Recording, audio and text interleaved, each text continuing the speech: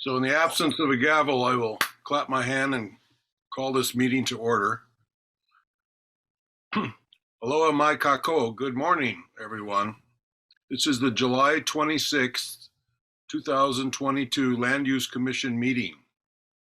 This is a hybrid meeting which is being held at the Homer A. Maxey International Trade Resource Center, Conference Room 401, which is open to the public. It's also by interactive conference technology, which links video conference participants and other interested individuals of the public via Zoom. To comply with state law, members of the public are able to attend in person or by viewing the meeting via Zoom webinar platform. For all meeting participants, I would like to stress to everyone the importance of speaking slowly, clearly, and directly into the microphone before you. Before speaking, please state your name and identify yourself for the record. Also, please be aware that all meeting participants are being recorded on the digital record of this Zoom meeting. Your continued participation is your implied consent to be part of the public record of this event. If you do not wish to be part of the public record, you should exit the meeting now.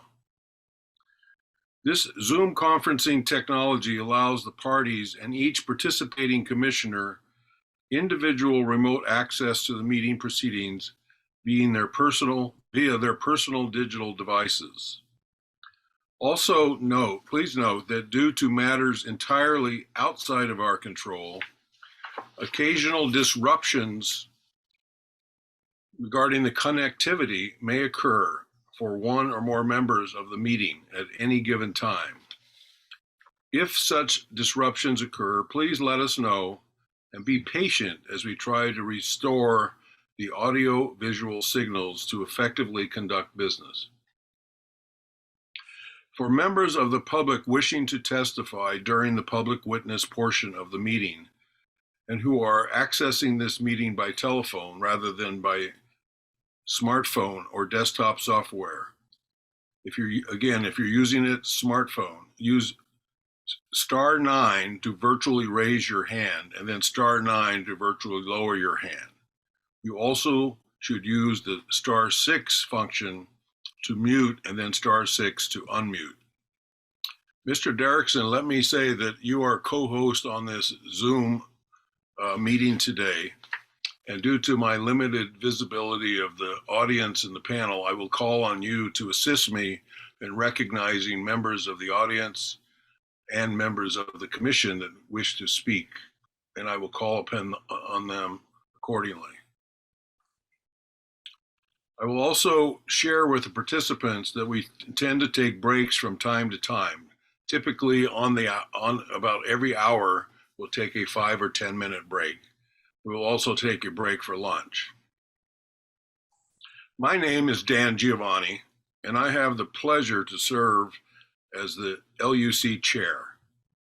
We currently have 9 seated commissioners. In addition to myself, we have Commissioner Don Chang, Commissioner Nancy Cabral, who's the first vice chair, Commissioner Kamakea Ohelo, Commissioner Gary Okuda, Commissioner Lee Ohigashi, who's the second vice chair, Commissioner Ata, Commissioner Michael Yamane, Commissioner Kahele. Also with us is the LUC Executive Director, Daniel Orendenker, LUC Chief Planner, Scott Derrickson, LUC Staff Planner, Riley Hakoda, LUC Staff Planner, Martina Segura. And I see that LUC Attorney General Julie Chena is also joining us today by Zoom. Court reporting transcriptions are being done from the Zoom recording.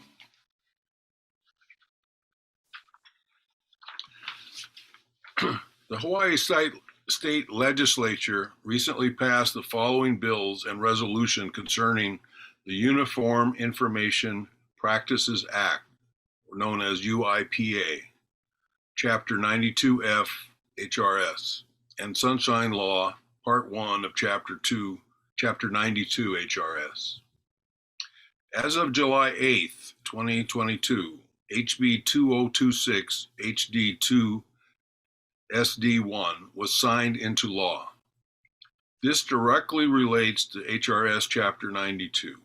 HRS significantly, boards can no longer take oral testimony only at the beginning of a board's agenda or meeting. In response to this new requirement, the LUC will be allowing for public testimony before and after major agenda items. Our first order of business is the adoption of the minutes of our meeting of June 23rd, 2022. Ms. Segura, has there been any written testimony submitted on this matter? Thank you, Chair. Thank you, Chair. No public testimony has been received on this matter. Are there any members of the public who wish to testify on the adoption of the minutes from June 23rd, 2022? If so, use the raise hand function of your Zoom software, or *9 if accessing the meeting by phone, or raise your hand if you are in attendance, and you will be promoted to the meeting and given 2 minutes to testify. Mr. Derrickson, can you assist me to recognize any members of the public who may wish to testify at this time? Will do, Chair.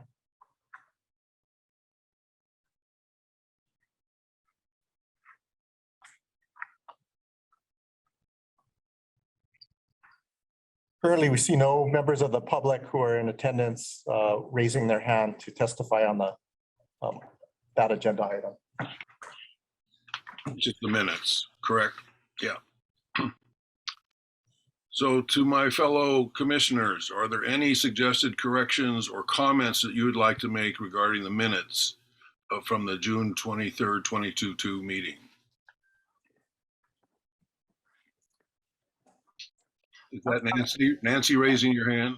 Correct. This is Commissioner Cabral, and I'd like to go ahead and make a motion to adopt the minutes from our June 23rd, 2022 meeting. Second. Who seconded the motion? I couldn't tell. Lee. Thank you, Lee. Commissioner Ohibashi. Mr. Orendanker, please poll commissioners on the motion.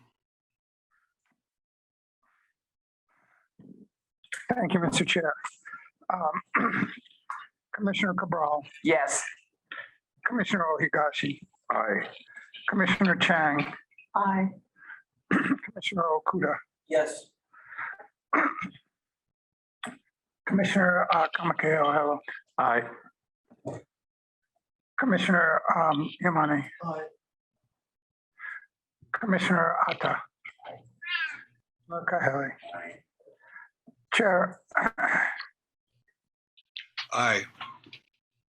Thank you, Mr. Chair. The motion passes unanimously. Thank you. The next agenda item is the tentative meeting schedule. Mr. Orendanker, will you share with us the tentative schedule? Thank you, Mr. Chair. Tomorrow, we will also be located here for additional work on the training session. On August 10th, we will be on the Big Island in Hilo for a status report with regard to U of N Bencorp. Oh, it did get canceled. Okay. All right. Nobody tells me anything. Okay. Okay. All right. Never mind. Okay. August 24th, we'll be at the airport conference room for status report on Hawaii Memorial Life. August 25th is currently open. In September, between September 14th and 16th, we will be participating in HCPO on Kauai. October 5th, we will take up the Pu'unene Quarry matter, a special permit. On October 6th, we will take up Waikapu properties. On October 19th, we will be on Maui for Pulama Lanai. October 20th is currently open, and that takes us through the fall. Chair, Commissioner Cabral here. I have a question of our executive director. Yes, Commissioner Cabral. For myself and even our new commissioners, what is the probable timeline? Like because I'm going to be traveling a few times here. So if I get to that month end and we're less than 30 days out, are we not going to have a hearing, or what is usually what happens in terms of your timeline for scheduling so we can make airplane plans, et cetera? Well, unfortunately, a lot of this is out of our control. If it's a motion relating to a district boundary amendment, or it's a district boundary amendment proceedings, or even a declaratory ruling for that matter, we have some flexibility with when we schedule things. And we can give the commission significantly longer answers with regard to whether or not there'll be a hearing on that particular day. The difficulty that we face is we have a number of special permits and a 201H project that are coming before us. And with those, once the county sends us the record, we have to complete the docket within 45 days. And very often it's unclear as to exactly when the county is going to send us the record. So we don't know until, we have to leave it on the calendar until we know that the county is not going to send us the record. So unfortunately, the best we can do is 45 days out. Thank you.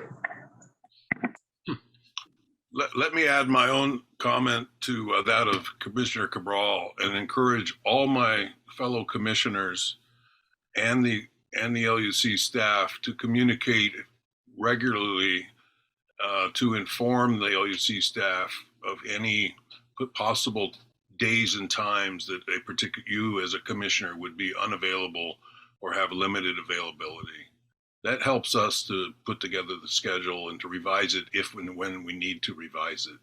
So again, good communication between meetings with letting the staff know when you have constraints. So, and for the staff to continue to give us as much notice as possible for potential meeting dates and locations so that we can let you know when we might have a problem. Just a general request. Anything further, commissioners, on the tentative meeting schedule? Okay, thank you, Dan. Our fourth order of business is to consider using transcripts in lieu of minutes at future meetings. Ms. Segura, has there been any written testimony submitted on this matter? Thank you, Chair. Once again, no public testimony has been received. That's written testimony, correct? Yes. Are there any members of the public who wish to testify on the consideration of using transcripts in lieu of minutes? Mr. Derrickson, I need your assistance to recognize if there's anyone in the audience or virtually attending the meeting that might want to testify on this matter. If so, please use your raise hand function of the Zoom software or *9 if accessing this meeting by phone, and you'll be promoted to the meeting and given 2 minutes to testify. Mr. Derrickson, are there any comments in consideration of the transcripts in lieu of minutes? Yes, we have one member of the audience, Mr. Ken Church, raising his hand. I can let him in. Yes, please let him in. Is he attending by Zoom or in person? He's attending by Zoom. Okay, so please let him into the Zoom panel, and I will swear him in and give him 2 minutes to testify.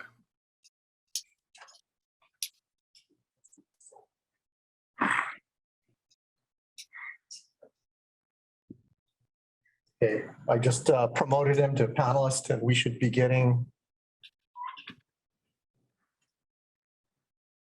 Mr. Church, can you turn on your audio and visual?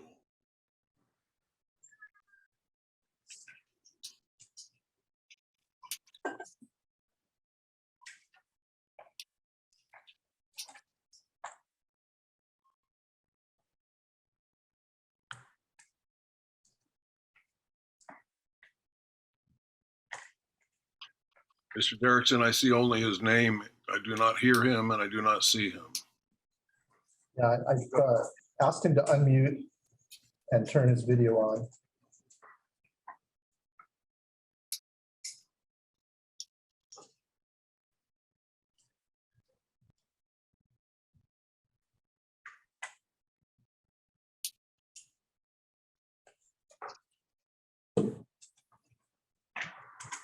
Are you in communication with him in any way? No, just via the Zoom connection.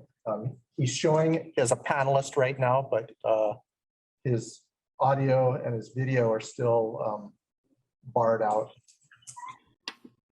And that's on his end. Correct. I'm seeing the same thing on my end. I see he has he has a holding place on the panel, but I do not see him visually and I do not hear him.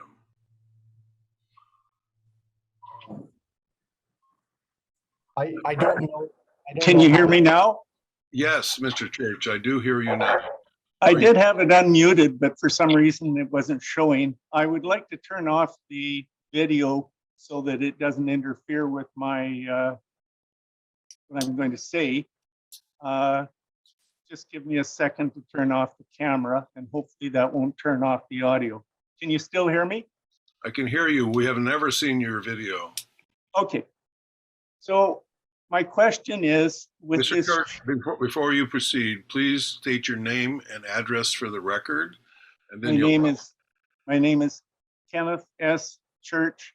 I live on the Big Island in the area of Hakalau. Thank you. You've got 2 minutes to testify on the matter of using transcripts in lieu of meeting minutes. So my question basically is, minutes are usually posted on your website. Transcripts usually don't exist unless a petitioner pays for them. So how will the minutes or the transcripts going forward be posted on your website if a petitioner does not pay for the transcript? Thank you for your question. Mr. Orendanker, do you have a clarification on this specific question? Yes, the transcripts will be posted on the website.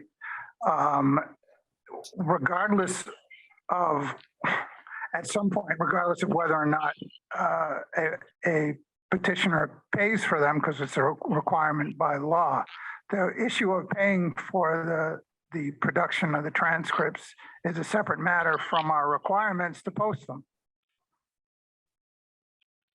So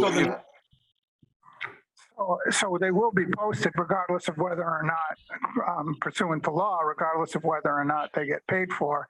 And if they were not paid for, then we will institute collection proceedings against the petitioner who refused to pay for minutes or for a transcript. So in all cases, the transcript will be produced in writing and posted, and all petitioners will be required to pay that. Pursuant to our rules, yes. Thank you. thank you, Mr. Church. Mr. Derrickson, are there any other members of the audience of the public that wish to testify on this matter or have a question?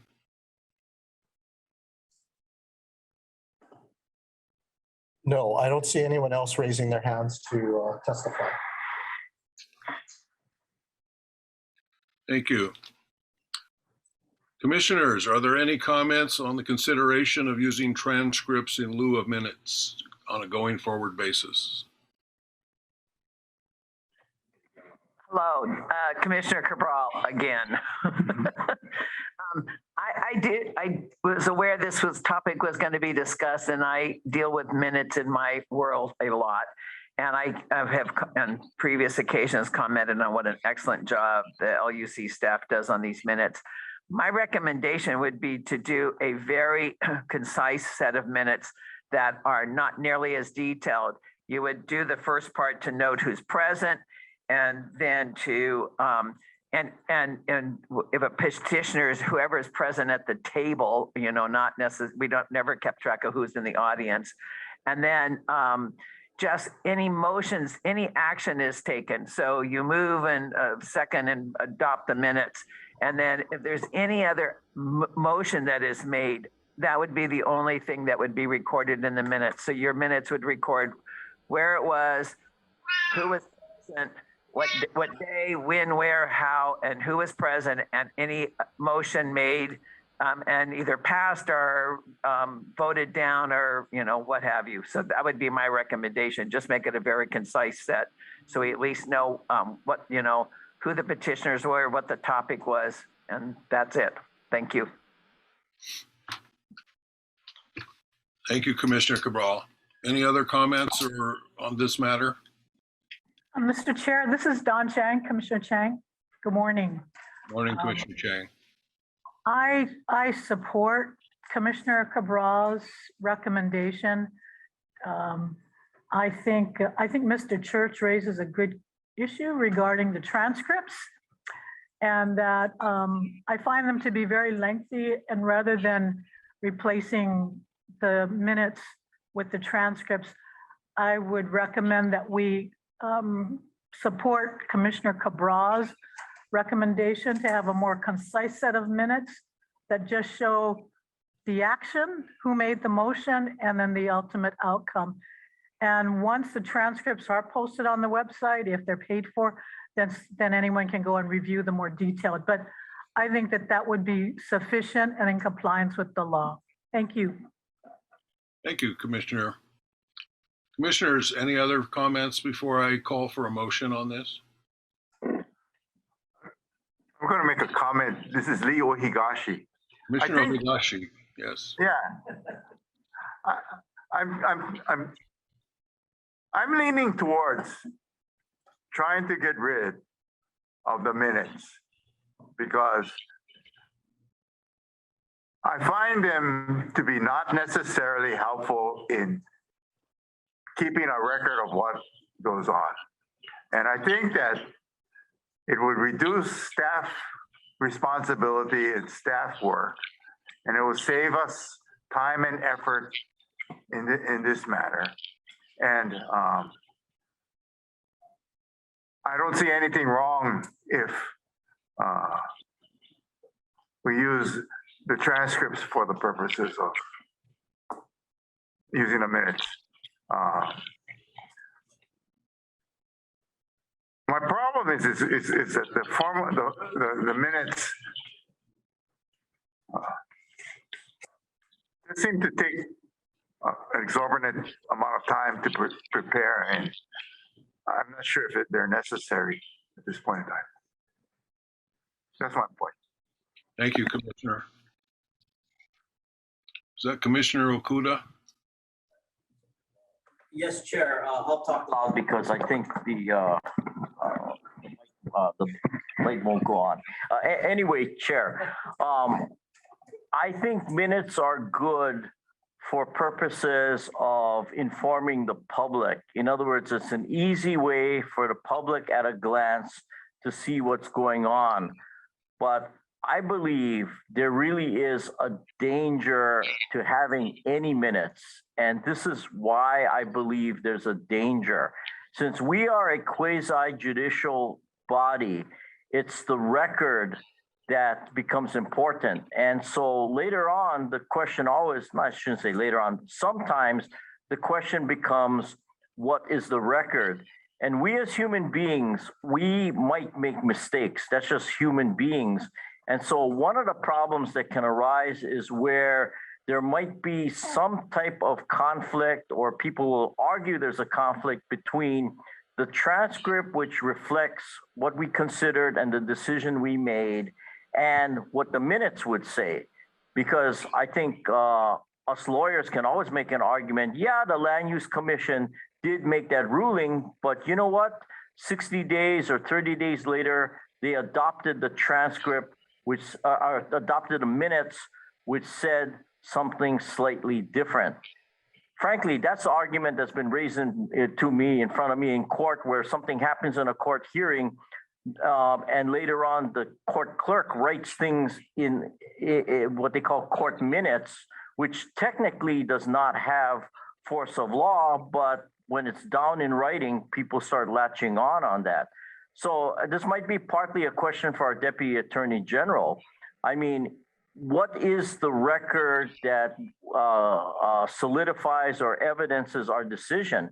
If the record really is the transcript of the proceedings and not the minutes, we should be very careful what we put in minutes. I think if we put in there, it should be with the goal of, public information, but the less we put in the minutes, so much the better. And frankly, if we can still have the public feel that we're not trying to hide anything, or we're not trying to bury things by giving them the haystack of pages and pages of transcripts, as long as the public feels they still have transparency here, the more we can get rid of the minutes, I think it makes our record a lot clearer and more accurate. So that's my comment, Mr. Chair. So in your comments, Commissioner Okuda, there was a question that you wanted to direct to Attorney General Chena, I believe, on what constitutes the actual record. Is that correct? Could you restate your question? Yeah, I think I got the question. I think. Sorry, Commissioner Okuda. I think there's two different things we're talking about.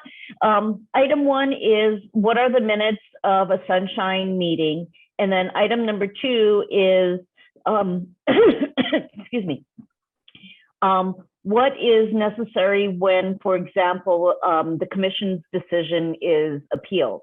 So when the commission's decision is appealed, we're going to need a transcript. When the commission, as a sunshine entity, does its business, all that's required is something that reflects that accurately reflects what went on. Okay, so you could potentially have two different documents, or to simplify things and make things easier for commission staff, you can just have the transcript, because that takes care of basically meeting both requirements. So Ms. Chena, you're saying the transcripts take care of both requirements, the minutes do not? Correct.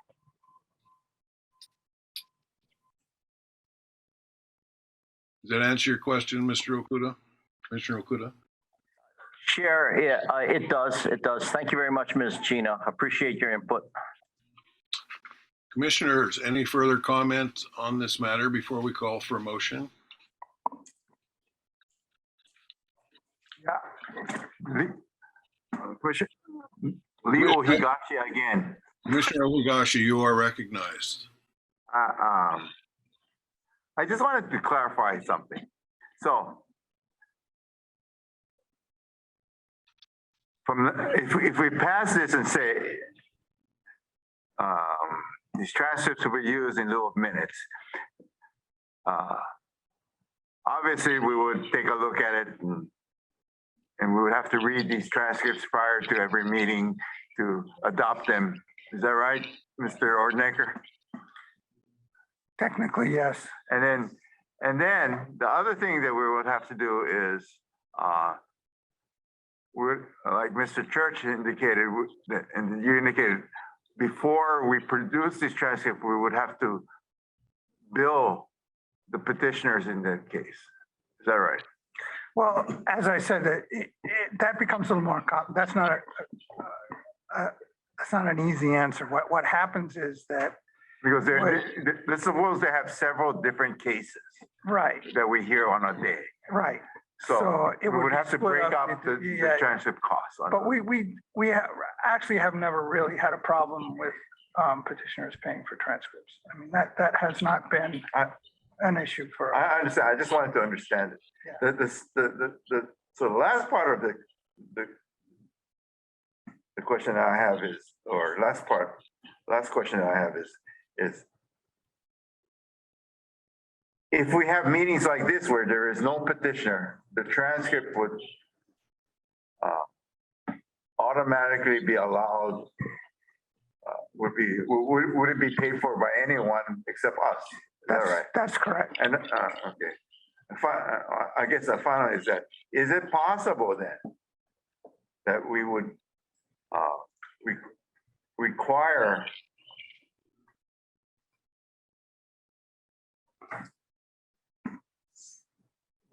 is it possible that we would require written minutes in these types of cases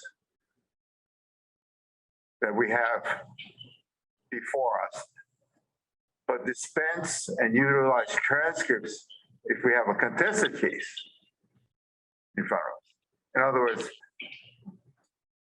when we have a contested case hearing or case hearing, is it possible to use transcripts only in that type where there's a voluminous record occurring? I'm just asking that question. I'm just trying to figure out what is sufficient. Anything is possible. I'm just curious at that because the problem the other side is that, yeah, it saves work for the staff, but it creates work for the commissioners, which we have to review sometimes 300 pages of transcripts to adopt the minutes. So that's entered my mind. All fair comments and questions. Commissioner Yamani, I had a few comments. Yes, personally for me, it is. Can you hear me? Personally for me, I prefer to review minutes for being more concise, but after listening to Commissioner Kuda that about what's on the record, that kind of does shed some light, but I'm hoping that the staff could do the minutes to avoid any type of issues that Commissioner Kuda was trying to allude to. So that's my position. Thank you. Thank you, Commissioner. So it sounds like we've got a number of options that have been raised by the commissioners, including a simplified set of minutes, doing away with the minutes altogether, doing minutes only for non-contested case hearings, and things of that sort. So Ms. Chino, let me recognize you. Thank you, Chair. You can't do away with minutes in their entirety. You have to, in order to comply with the Sunshine Law, you're going to have, okay, if you have transcripts, you can do away with the minutes in their entirety because they take the place of the minutes. However, if you can't just do away with the minutes in their entirety if you don't replace them with transcripts. Also, you can't just do a totally simplified minutes in that it's got to accurately reflect what went on at the meeting. So at a minimum, it's got to have some detail, not everything, but it's got to be something more than nothing and less than the full transcripts. It's basically if somebody can tell what happened at the meeting, that's sufficient. And so I know that that's not really a clear explanation, but that's as good as how the minutes go. So you can either do. So I guess your options are shorter form minutes, but which accurately reflect what went on in the meeting, or transcripts, or a combination of both. Mr. Chair, if I may. Mr. Orendecker, please. Thank you. Kind of reading the room, what I would suggest at this stage is that staff be allowed to work with the Attorney General to see how we can better streamline the minutes so that we can make sure that they comply with Chapter 92 and still reduce the amount of work that the staff currently has to undertake to do very, very detailed minutes. And that is part of the problem. Our minutes right now are very detailed. So we would like to take the opportunity to work with the Attorney General to see what we can and cannot do, and then maybe come back and give you an example of what those minutes would look like so that the commission would be able to have a better idea of what we're talking about. So the chair, for one, thinks that's an excellent suggestion. Fellow commissioners, do you have any comments on Mr. Orendanker's suggestion that we table this as far as decision making and give the staff an opportunity to work with Ms. Chena to come up with a example or some recommendations for streamlined minutes that still comply with the law requirements? In all cases, we would not do away with the transcripts, that they would still continue to exist. So, Chair. any further comments on the suggestion by Mr. Orendanker? Yeah, Chair Gary Okuda. After listening to Mr. Ohigashi, I changed my mind about getting rid of minutes totally. He raises a really good point that I didn't think about, which is, yeah, if we don't have minutes, we got to read all the pages. And, you know, having done so in some of these cases, going back to review to help draft the order, that's not an efficient way of handling it. And I'm personally okay with giving staff discretion, even without getting approval of the exact format, because it might change depending on the type of hearing we have, to give staff the discretion, you know, in consultation with the Attorney General, to prepare the appropriate form of minutes depending on what we're having, because in the end, we make the decision whether we're going to approve those minutes or not. But I take back any suggestion that we get rid of the minutes, because Commissioner Ohigashi is right. We would have to read every single page, and that is, that's not a good idea. So I changed my mind. Yeah, okay, thank you. Yeah, and I think Commissioner Yamani was also saying the same thing, and I tend to feel the same way. I would personally feel satisfied with a streamlined version of our minutes that does comply with the requirements of the law for minutes for our meeting, recognizing that in all cases, we're still going to have transcripts at some point in time. So, Mr. Orendanker, do I need a motion and a vote on this, or can I accept your recommendation as chair and decide and move forward? I don't believe we need a motion on this, Mr. Chair. Okay, so the chair decides to table this question until the staff, executive staff, and can work with Ms. Chena to further clarify the requirements for some form of streamlined or amended minutes that still comply. And you'll come back to us as an agendized item at a further meeting. Yes, Mr. Chair, thank you. Thank you all. So with that, our next order of business is commissioner training. So Mr. Orendanker, would you like to take a short break before we reconvene and I hand the meeting over to you, or you want to plunge right into it now? I think a short break would be good. We've been going for almost an hour, so that'll give everybody an opportunity to get ready. Okay, it's 9:53. We'll take a short break and reconvene at 10 o'clock. Thank you all.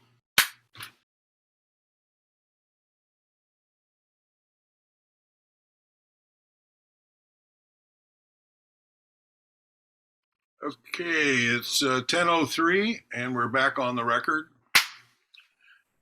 So the next order of business is commissioner training. You know, a training session to allow commission to consult with its attorney and LUC staff regarding commission's powers, duties, privileges, and immunities and liabilities with respect to conducting meetings, applicability of HRS 92, applicability of HRS 91, Hawaii Administrative Procedure Act 4, applicability of HRS Chapter 92F, and Uniform Information Act. Also regarding ex parte communications, Supreme Court decisions affecting the LUC, and HRS Section 92-5, subsections A and 2, and personnel matters where consideration of matters affecting privacy will be involved. All of these topics will be subject to training. Ms. Segura, has there been any written testimony submitted on the matter of commissioner training? Thank you, Chair. No written testimony has been received on commissioner training. Thank you. Mr. Derrickson, are there any members of the public who wish to testify on the commissioner orientation and training? If so, please identify them for the chair. Yes, Chair.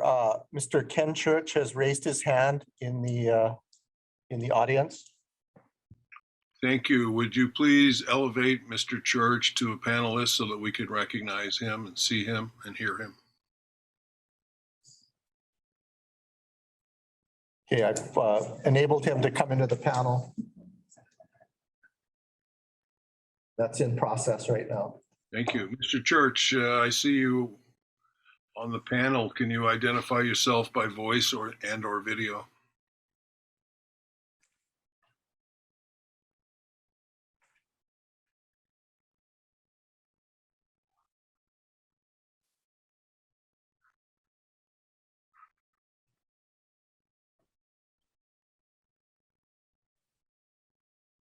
Did you hear me? I hear you now. Are you going to go without video again, Mr. Church? Yes. Okay. Please state your my name na- again. Since this is a new matter, please state your name again and your address and proceed. You have 2 minutes. Yes, I live on the Big Island. My name is Kenneth Church. I have one page here. I hope I can get through it in 1 minute or 2 minutes. It is time, in my opinion, and now with this new commission, it's time that the governor asked the Auditor General to review the Land Use Commission's administration of the state's land use law. The commissioners and the LUC's administrative staff are supposed to be neutral. When discretion is applied by the commissioners, it's to be applied against the weight of evidence and the laws with total neutrality, void of personal opinions. That has not been the practice of the past commission. First, not all petitioners are wealthy. Fees and processes should be more ordinary, citizen-friendly. The last 4 years are an example of the tail wagging the dog, where the administrative office essentially tells the commissioners what to do in their staff memorandum, which isn't a public document and it isn't available to the petitioner in order that they may rebut it. So that's a problem and it should be corrected. The commission also does not meet its own mandated deadlines and there's no penalty in many cases. That's a problem. During our hearing, Commissioner Akuta reminded the commissioners that the courts would likely not overturn their decisions as the courts give deference to the commission's decisions. That's problematic too.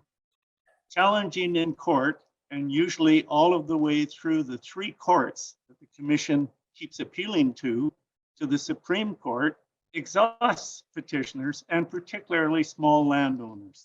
That should be corrected. We currently have declaratory orders for 3 recent petitions before the courts are headed to Rose Hill, Anope Hideaway, and Churchill Belt. This is because the commission has ignored their own laws and the evidence and even transcripts of their own hearings, and in effect, the commissioners have become the lawmakers instead of the body that is supposed to apply the laws. Declaratory orders do not reflect and evenly apply the evidence and the laws considerations during hearings and the final written DOs. Sometimes even these DOs even reference evidence that was not before the commission when it voted to deny.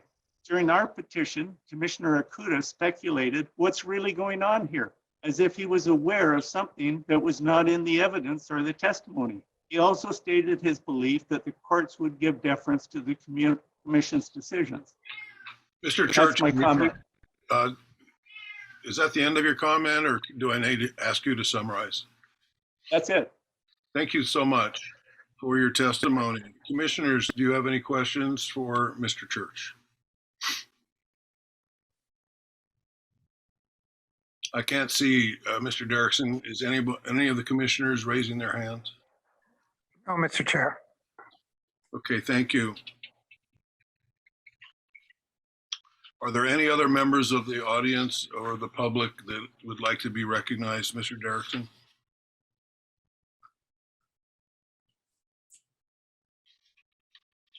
I don't see anyone else in the audience who is raising their hand to testify. Thank you. Then we will proceed to the commissioner training. So I'd like to recognize Dan Orendanker, the executive director of the LUC, to lead a discussion and to seek input from LUC staff and commissioners on the topic of commissioner training. Mr. Orendanker, I'm going to turn the meeting over to you. However, I'd like to encourage you to be cognizant of the clock for both a break at approximately 11 o'clock. And of course, in the absence of Commissioner Wong, we need your help now to identify when it's time to eat. So for a lunch break. So with that, I'll turn it over to you, Mr. Orendanker. Mr. Chair, this is Commissioner Chang.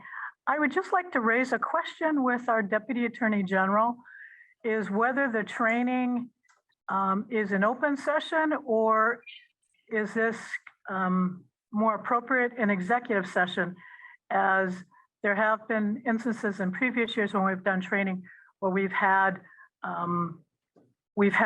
discussions on the board's powers, duties, and immunities and liabilities. So I was assuming that this training was going to be an executive session. So if I could just get a clarification from Ms. Chena. Yeah, I think that's a great point. Ms. Chena, do you have a comment? Yeah, no, this is my first training with the LUC, so I don't really know what's going to be covered. But in general, when we're just going over, the statutes and, Chapter 91, Chapter 92, and the LUC statutes, I think that can be done in a sunshine meeting. To the extent that the commission has specific questions as to their powers, duties, responsibilities, et cetera, we can go into executive session and you can, ask me those types of questions. I think, though, that this training session was, in general, created to be more broad, kind of a broad in scope coverage. So, but if you do have specific questions, yeah, feel free. We can go into executive session to discuss those matters. I think that's a very interesting point, Commissioner Chang. Why don't we try to proceed with an open sunshine session, but at any time, if any of the commissioners feel that it would be appropriate that we go into executive session to consult with our attorney, we've got that option. So is that satisfactory, Commissioner Chang? Yes, Mr. Chair, and thank you, Ms. Chena. I appreciate the clarification. So let me turn it over to you, Mr. Orendanker. Are you going to share your screen for the commissioner? There you go. Thank you. Yes, Mr. Chair. Is this microphone working? Hello? Okay. Yes, it works well. Thank you. Maybe everybody will be able to hear me for once. Riley, bring this to all the meetings. Okay, thank you, everybody. This is the third or fourth time that we've done this. Every once in a while, when we get an influx of new commissioners, it's important that we have a training session to talk about the details of what we do and the issues that arise. And we really appreciate the commissioners have already been here for a while and been through this already, being here, because one of the things that we want to do today and tomorrow is to have a discussion about how some of these commissioners view things and how the way things actually work. And even for the commissioners who've been here for a while, there may be nagging questions about why do we do it this way and what happens. So if you can go to the next slide.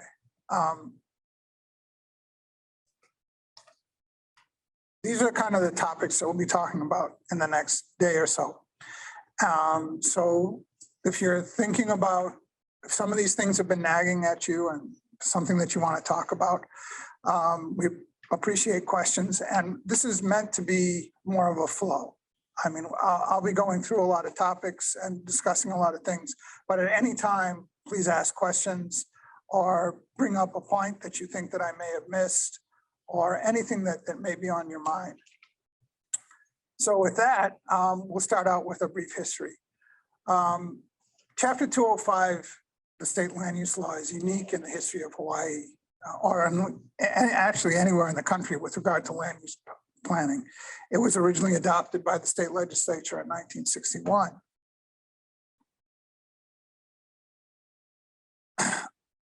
Oops.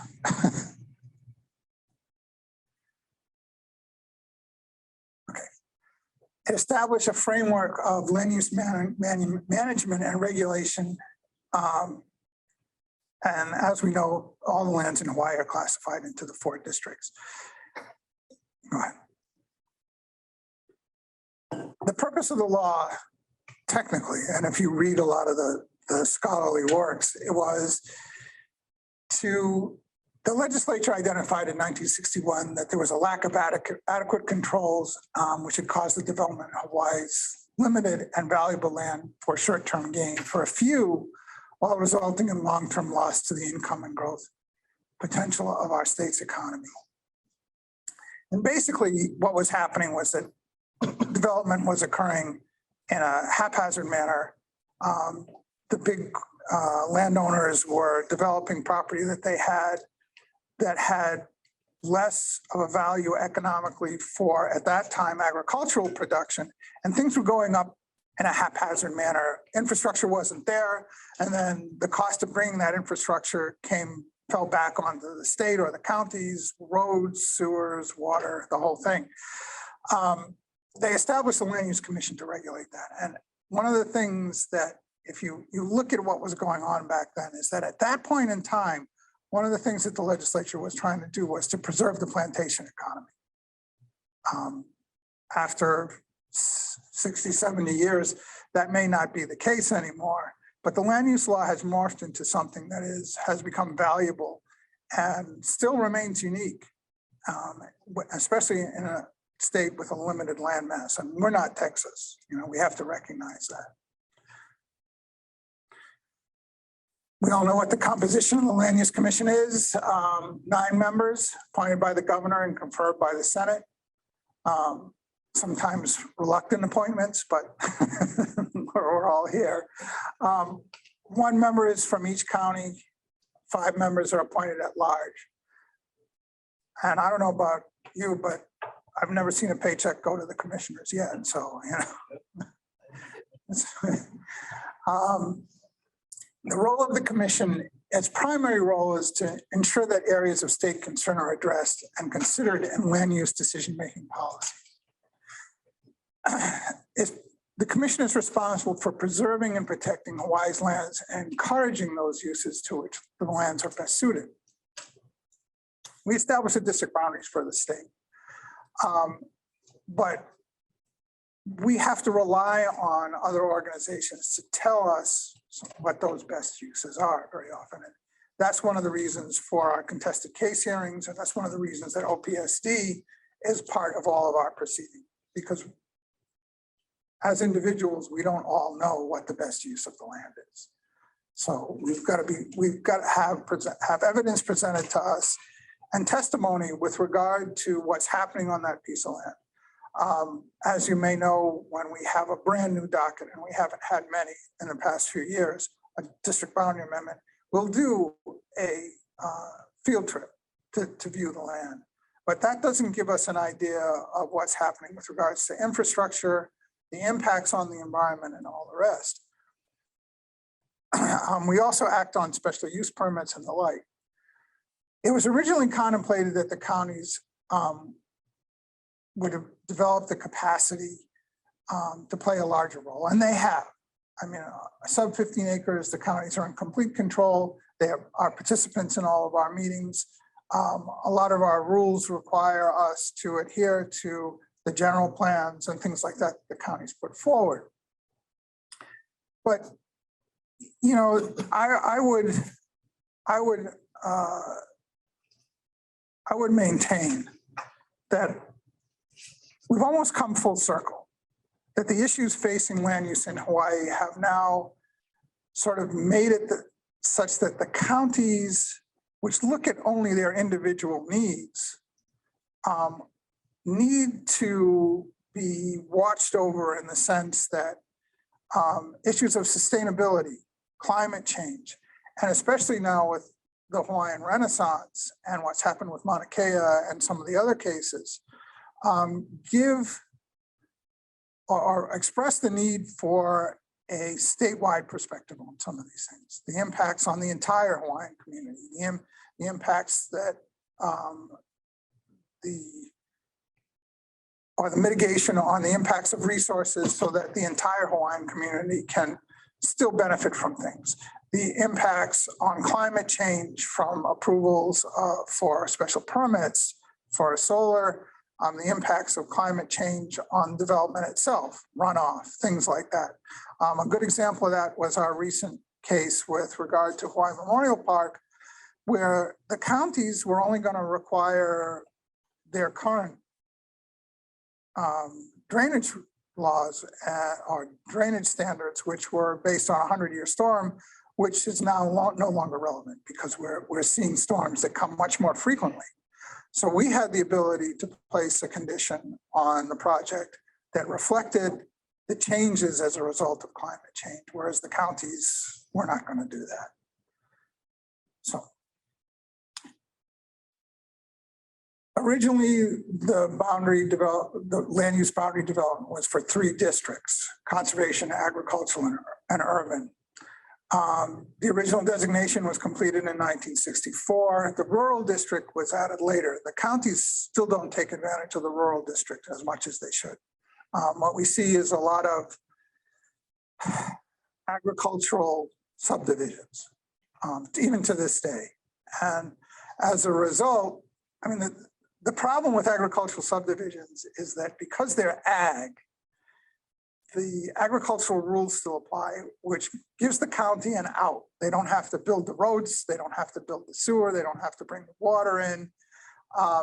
And all sorts of other strange things happen. I always tell the story, but one time we were at a meeting on the Big Island, and one of the then council members came up to me and said, "I need to talk to you. We have a problem. We've got an agricultural subdivision that was done for housing, for affordable housing, that we never got put into the rural district. And one of the guys in that subdivision is raising chickens. And the police can't do anything about it because it's technically agriculture and we can't prohibit him from raising chickens, but all the neighbors are complaining because they can't sleep." And hogs. And hogs. So, you know, the rural district really needs to be utilized more by the counties. But we can talk about that more.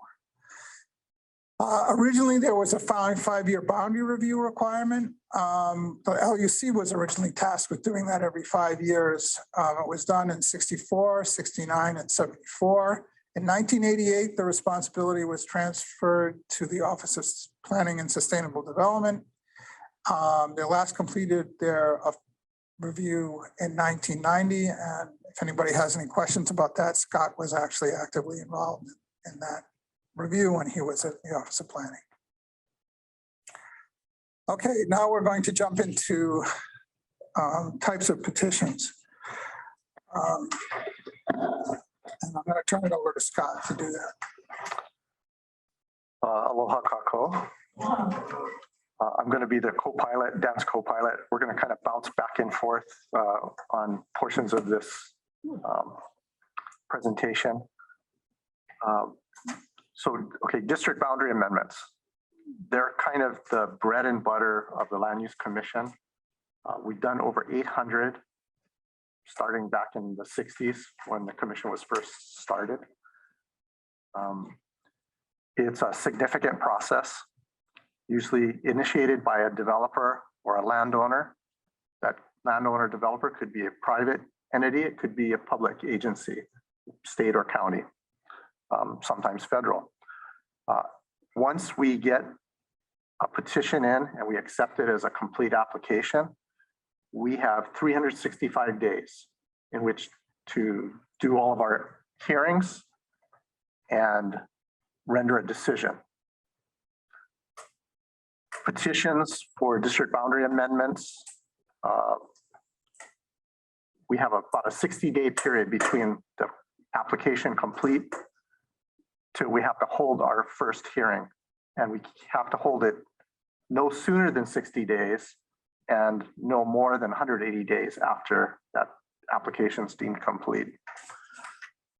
Most of the district boundary amendments that we have handled in the past are requests to move lands from the conservation or agricultural district into the urban district primarily. Redesignations or classifications back into the conservation district are fairly rare. They have only usually happened by a state agency, usually through a boundary review, district boundary review process. When we redesignate property into the urban district, that opens up the county's rezoning. It allows them to rezone urban designated lands into all different types of uses, from housing to commercial, industrial. Most of the time, but not all of the time, but most of the time, our district boundary amendment petitions trigger Chapter 343 HRS, which is the environmental review process. So an EA, an environmental assessment, or an environmental impact statement is often required.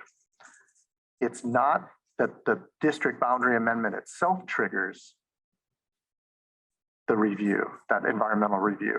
It's often the type of project or sometimes where it's occurring that triggers the review. Because sometimes state land is implicated, like connections to a state highway. Sometimes county land or money is involved. Sometimes it's a waste treatment plan. There's a number of different triggers, and we'll talk a little bit about that when we get to the EA and EIS section. The district boundary amendments are quasi-judicial proceedings. They are contested case hearings. And they require at least 6 affirmative votes from your 9-member commission. So 6 of 9, 2/3. Okay, next. So we talked about it. I already talked about this a little bit. The petitions come from landowners or developers who have authority to act on behalf of a landowner.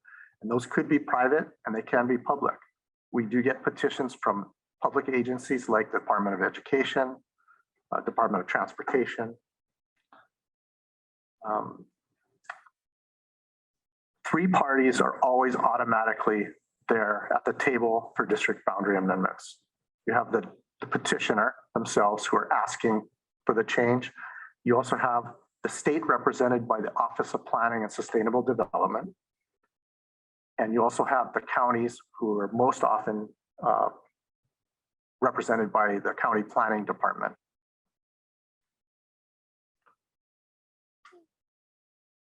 So the DBA process begins with an initial filing by a petitioner. And those are reviewed by the staff for completeness. And many times they are deemed incomplete, most often because they have to go through an environmental review process first. Once we do review it and we deem it complete, we hold a pre-hearing conference. That's just at the staff level with the petitioner, the county, and the state. And that's really to kind of identify how long they believe the proceedings might take. We ask the petitioner, how many expert witnesses do you have? How many days do you think you need to put on your side of the hearing? Same thing with the Office of Planning. We're asking them, how many people do you think you're going to call as witnesses? How much time do you need? Same for the county. And we get a feeling for how many days we're going to need to allocate onto our schedule into the future. Because we're always mindful. We've got a 365-day clock that we have to get all of that stuff done, hold our hearings, then make our decision, issue a decision in order. Okay, next. Okay, this is a complicated chart here. You guys should take a look at it. I think all of you have a copy of this packet. It lays it all out. There's a lot of steps in the process. The commission, there's some things in that initial phase that the commission itself isn't normally involved in. It's just at the staff level until after we deemed it complete. And we actually start moving forward with some type of hearing. Okay. So that initial filing that comes in, the staff has 30 days to take a look at it and review it to see if it's complete, if it's got all the elements that are required under the statute and our rules to be included in a petition. Like I said, most of the time, those initial petitions are really placeholders. They put them forward, but they still know they got to do an environmental review process. And that's really going to generate the majority of the information that's required for a petition. You know, what kind of impacts are going to occur? What kind of mitigation measures might be required? So we get that 30-day staff review. We either issue a deemed incomplete letter where we identify what still needs to be included in a petition in order for it to be deemed complete, or after review, we see it's complete and we issue a deemed complete letter. That starts our time clock, right? That starts the 365-day time clock. It also starts a few other things. One, that the applicant's got to give public notice, hey, we filed a petition with the commission. Once they do that, they file that notice in public, in a newspaper. There's a 30-day period for other parties that are out there that might want to become interveners that aren't automatic. They're not the state office of planning. They're not the county. There's all kinds of people that have an interest or think they have an interest. They've got to notify the commission and the petitioner that, hey, we want to intervene. We think we have some interest that should be protected.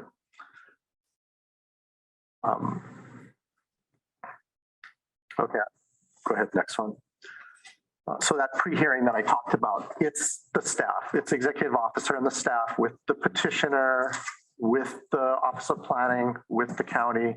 And again, what I talked about, we talk about what the exhibited witness lists should look like, how many expert witnesses there might be.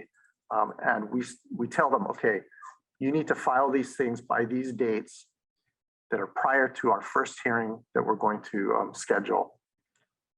We also may be talking to an intervener who's identified themselves and said, you know, we think we want to intervene, and we have to, as staff, talk to them and say, look, if you want to intervene, this is what you have to expect, and this is what you got to do. There are responsibilities. It's not just a free-for-all, anybody who wants any kind. Okay. I think. Scott, can I ask a question? Yeah, I'm sorry. Let me just clarify. If you guys have questions, please stop me. Go ahead and ask at any time. Go ahead, Chair. So my question is about the 343 compliance and the adequacy of an environmental impact statement. So can you comment now, or is it later in your presentation about the sufficiency or adequacy of a environmental impact statement, what the process is by which we accept it or deny it and send it back, and whether or not that is sufficient to identify and address all mitigations, or is that something that there is more consideration of when the actual hearing occurs? Right. Yeah, we do have a section on the EA and EIS process that we'll cover. Okay, why don't we hold my question till then? Okay. Any other questions on the portions that I just? I got a question. I don't know what mic's on. Could have bent my mic towards you. That one right there. Oh, yeah, but okay. Bend the mic closer to. All right, very good. So if there's no decision within the 365 days, it automatically gets approved. Oh, I mean, what do you mean by genetic conditions? A little bit later on, I am going to talk about about conditions. But your question about the 365 days, yes, by statute, we have 365 days to hear and render a decision on a district boundary amendment. If we do not do that within the 365 days, it is automatically approved. And I'll talk about a little bit later that if it gets automatically approved, we do have rules that automatically attach some generic conditions to that automatic approval. Thank you. If I can comment on that a little bit, when we go through that, when Scott goes through that, developers really don't want those generic conditions. The generic conditions are laid out in our rules and they're pretty oppressive. So they don't really want us to go the 365 days and have it automatically approved. They'd rather have us render a decision.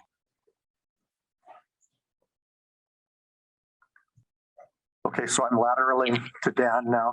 He's on next. Okay, at this stage, one of the things that I want to point out is that, you know, there used to be a time, and we'll have a little bit of discussion on this right now, but when the LUC was viewed as a pass-through, rubber stamped everything, whatever the developers wanted, we gave them.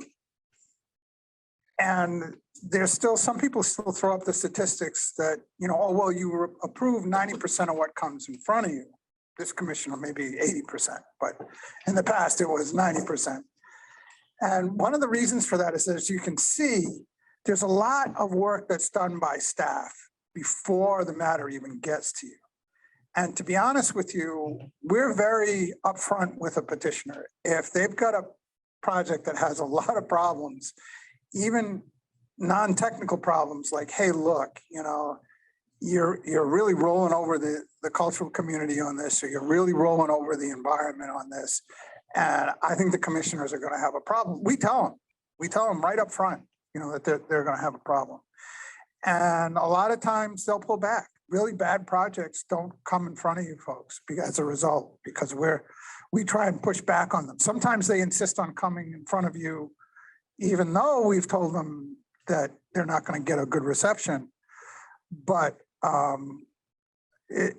it's only the ones that, usually it's the ones that we think are going to fly or have met their obligations, or that from a policy standpoint have a chance of you folks approving, that we let come forward, or that come forward. You know, the petitioners, the attorneys for the petitioners are in town are smart enough to know that if staff is throwing up all sorts of red flags, and they got to go back and redo their work. So that's one of the reasons that we have a very high approval rate, is because staff does a lot of work in the background to make sure that the petitioners have got decent projects. I could just comment, ultimately, it is the applicant's decision. Staff makes a strong recommendation based upon your application of the rules and the facts. But the petitioner can decide to go before the board, even though. That's correct. And we don't say you don't bring this in front of the board. We just start throwing up, well, you're going to, you know, this is going to be a concern, that's going to be a concern. And if it's only one red flag, you know, a petitioner will probably, you know, continue to move forward, and we'll probably let them, or not let them, or we'll encourage them to move forward to resolve the issue with the commissioners. But if we start pointing out 10 or 15 things that are wrong with the petition, petitioners' attorneys you will usually go back to their clients and say, look, we got to resolve these issues before we go in front of the commission. Because once they come in front of the commission, if they get denied, they can't come back for a year. You know, and that can really mess up financing and all the rest. So they work with us to make sure that, you know, that there aren't too many red flags. And once again, we don't tell them you can't come in front of the commission, or don't come in front of the commission. What we tell them is these are the areas that you need to address if you're going to come in front of the commission. So Dan, this is the Chair Giovanni. What is your feeling about the advice and counsel that the land use attorneys provide in terms of red flags to their clients, or do they just wait for the commission staff to identify them? Excuse me? I'm not sure I understood the question. The question is, what is the staff's view of the competency of land use attorneys that are hired by petitioners to identify red flags? Most of the attorneys who practice in front of the Land Use Commission, and there's about 10 or so in Hawaii that do, are very good at that. And a lot of times, sometimes what occurs is that a petitioner will have an attorney or will not have will just be trying to get through the Land Use Commission with a planning firm and then realize that they don't really have a grasp of what's happening, and they'll hire one of the better attorneys in town, and those attorneys will take a look at a project and then call me up and say, look, don't put us on the agenda yet. I got to straighten these things out before we come in front of you. And sometimes I'll get a call from an attorney and say, look, this is what we're gonna present. What do you think? And I'll say, well, the commission has concerns about these types of issues, so you better make sure you've got everything covered. And they'll realize that their studies haven't been adequate or whatever. So it's kind of a both ways thing. Some attorneys will know right off the bat when they get a case what they've got to cover, and they'll push back on their clients to straighten it out. And other times they'll come to me and say, look, we've been mulling this over. What do you think? Is this going to be a problem with the commission? And I won't give them a yes or no. I mean, the commission, I won't say to them, the commission is never going to pass this. I'll just say, if you're going to bring this in front of the commission, then you need to address these issues, right? And then one related question, Dan. Could you speak to the guidance or appropriateness of these petitioners reaching out directly to commissioners on these issues? Yeah, we actually have a section with regard to commissioners' ethics, quote unquote ethics. And the commissioner, that's an ex parte communication. Petitioners or attorneys or anyone associated with the project, even a consultant, should not be talking to the commissioners. And if someone does call a commissioner and ask to talk to one of you about a project, you immediately have to tell them, I cannot talk with this about you. You need to call staff. That should be your response. And there's a number of reasons for that. Not only because it's an ex parte communication in the rules, but also you don't want to, and we're going to talk about this in the next section, obtain evidence that's not in the record. Because then we can't decide on it anyway. You don't want to give the impression that you're favoring a particular petitioner because they've called you directly. And you also don't want to give the impression that you've got a preconceived idea on what the outcome is. Commissioner Okuda is very, very good at always stating, I haven't made up my mind yet. And that's the way you should view everything. I haven't made up my mind yet. But you shouldn't, if somebody calls you, it's totally inappropriate. And we've had to reprimand various attorneys and petitioners and their consultants with regard to trying to contact commissioners directly. If anybody calls you, refer them to us. Dan, just one final point. You've referenced attorneys, but you don't have to be an attorney to come before land use. No, you do not. And in No, fact, you we've don't. actually had some pretty good pro se people come before. That's correct. So it's not a requirement. No. Some petitioners make a decision to hire an attorney, but that's not required. No, Nor it's, does the commission hold that against anyone, although they are held to the same standard as knowing the rules and the statute. that is correct. We've had a number of petitions come in front of us from individuals who are not represented by attorneys. The projects, and usually if it's a very simple matter, that's fine. The danger for a petitioner in a complex project of not having an attorney is that they're going to miss something. So the more complex the project is, the more likely there'll be an attorney involved. Some of the projects are in between, they're not quite that complex and they're not simple. And we've had situations where a planning firm has represented a petitioner in front of the commission.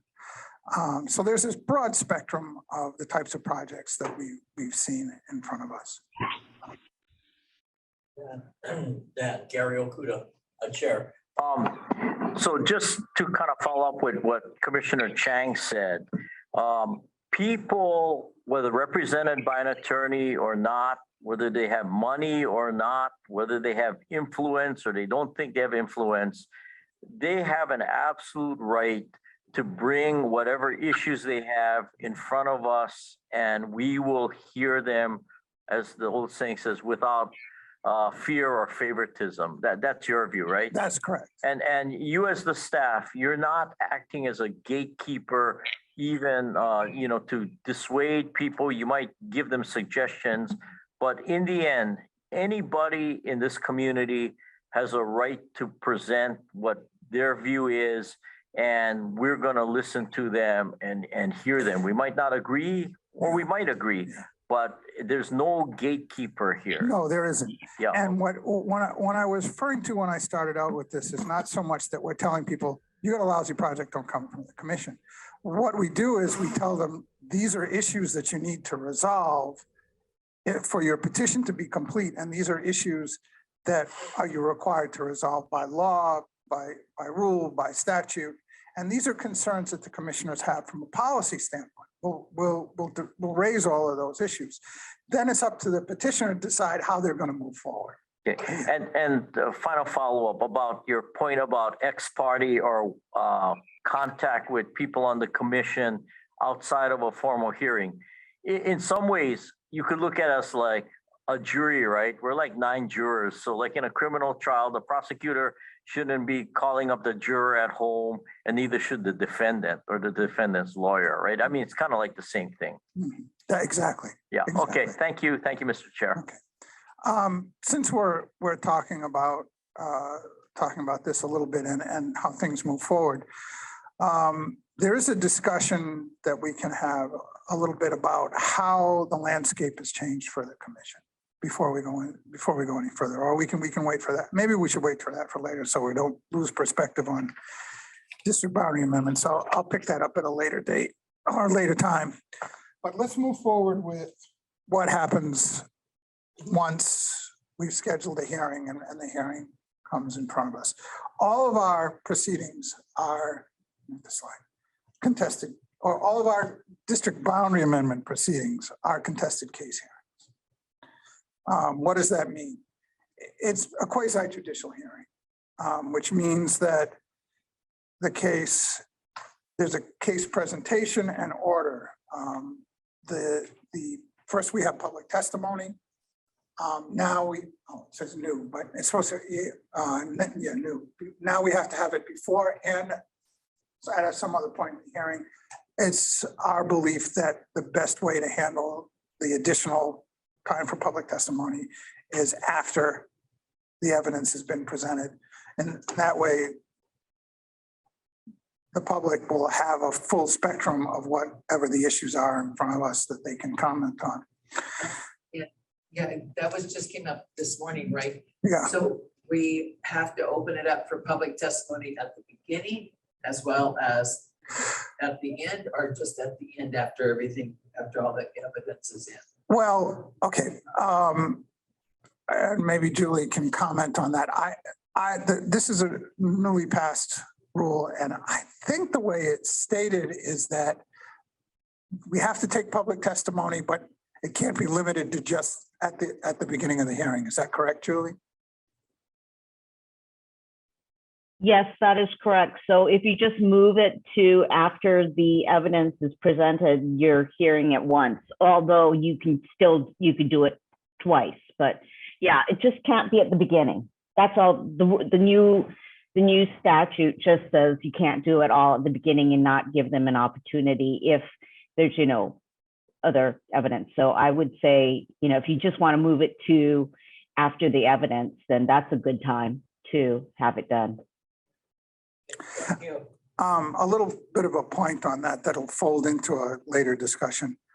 One of the things that we've done over the past 10 or 11 years, I mean, let's be honest about it, the commission didn't have a very good reputation 10 or 11 years ago. I mean, one of our commissioners thought we were all crooks, you know, before he came on the commission. No. I didn't say which commissioner it was. No, I was exaggerating a little bit there, but we did have a reputation, or the commission had a reputation for not being responsive to the public. And we worked very hard since then to be responsive to the public and to make sure that the public felt that it was being listened to. I mean, we may render a decision that the public doesn't always agree with us on, but it's very important, I believe, and what's the only real change that staff has made with regard to how the commission operates is that we push the commission to listen to everybody. And sometimes that means, even though the rules say we only have to go to this point, sometimes we go further, just to make sure that everybody gets their chance to say everything, and so that they're listened to, and so that the commission can hear everything. So we will probably continue to have public testimony in the beginning. And one of the reasons for that is that a lot of people can't hang around to see what time it's going to be that they're going to have a chance to testify. They want to say what they're going to say at the beginning so that they can go off and take their kids to school or pick them up or do whatever, or go back to work. And so in an effort to make sure that the public is as involved as it possibly can be in our process, we'll probably continue to have public testimony at the beginning of an agenda. Well, I want to say that I think we've done an amazing job because we've always had it at the beginning, but when people have wanted to, we've always been willing to hear sometimes the same people speak at the end prior to the decision being rendered. So I think we've done an amazing job on trying to hear it. Yeah. Even till 10 o'clock at night with no. Now, this is the chair. I also like hearing from the public at the beginning. Oftentimes they raise really important issues that enable us to focus our deliberations and considerations and questioning of the petitioners and other witnesses. So I like having them at the beginning as well, even if we open the door for them to appear a second time later. Yeah, and that's a good point, because as we'll discuss, our decisions have to be based on the record. I mean, even if you know something, but it doesn't come out in the record, you can't base your decision on it.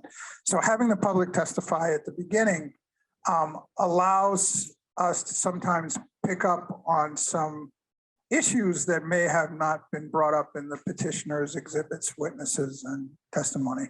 And if a member of the public brings up an issue that isn't technically part of the petitioner's presentation, this commission has the ability, we'll talk about this a bit more, to ask the petitioner to address that question.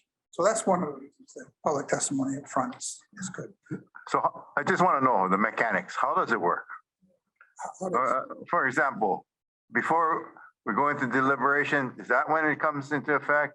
Yes. Or? Yes. It'll have to be Is before. the law that clear? Do we have to offer after deliberation, after we made a decision? Just tell me what you were going to. Is the law clear? I don't think I've seen much in the past several years passed by the legislature that's particularly clear, but it can be reasonably interpreted to mean that it has to be before deliberations. So I anticipate that this could just lengthen our hearings considerably, in the sense that we'll take, because I like the previous commissioners, I do appreciate having the public provide testimony at the beginning, as it helps me to identify what the issues are, especially in the community. However, we have generally closed public testimony, and we don't take it once we go into the contested case with the parties. But in the event that we're going to take public comments at the end, then we give everybody, all the parties, an opportunity to also question the same person, and then it goes around, and then we can ask the questions again?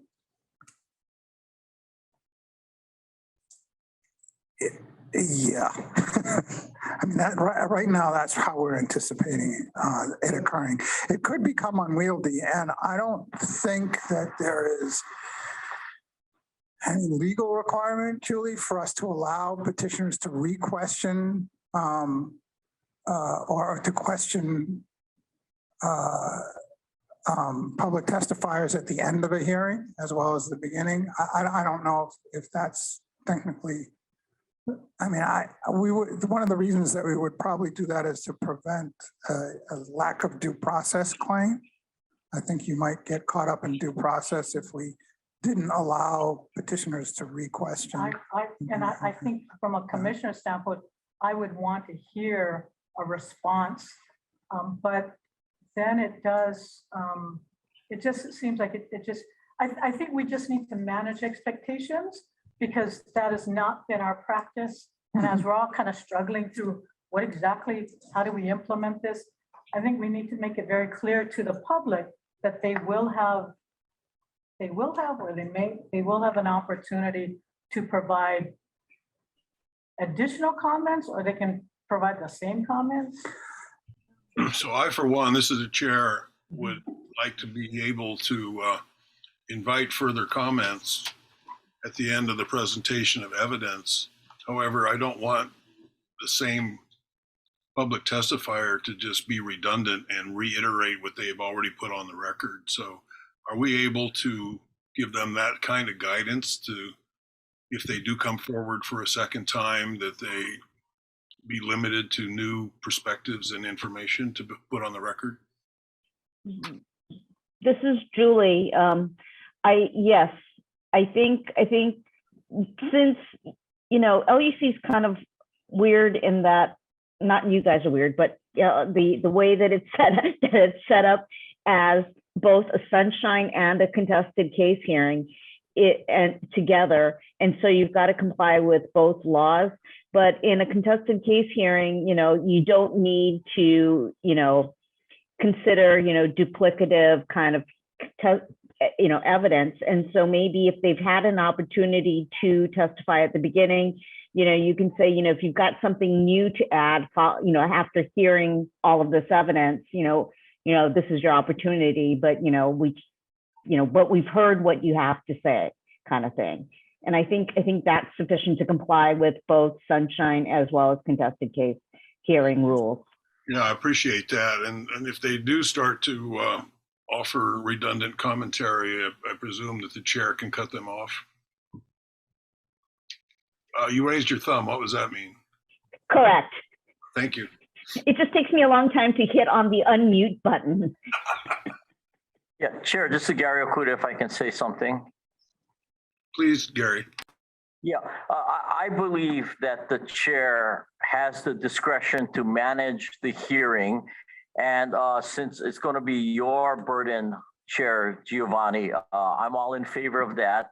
I don't think we really can predict how things are really going to turn out and set firm rules. We have to rely on discretion, good judgment. But let me say this, I hear what the concerns are about, you know, time is going to be just burned up, wasted, or what have you. But the reason why I'm really not that worried about it is because of, very briefly, the experience of the Mauna Kea hearing. If there was ever a hearing which I thought was going to be a disaster, and I think I told it to the executive director and even Mr. Derrickson, this is a no-win situation. You know, it's just going to be a question of how much bad stuff is going to come out of it. If there was ever a hearing that was going to be contentious, bad feelings would come out of it, it would have been that hearing. But what happened in that hearing is, even though, as we all recall, even though in the end, the Land Use Commission voted to deny the Kanahele's petition on a technical grounds, lack of subject matter jurisdiction, I think we can all recall that who came up and shook our hands and thanked us for coming out to Hilo? It was the petitioners, the Kanahelis and the people who were against the TMT.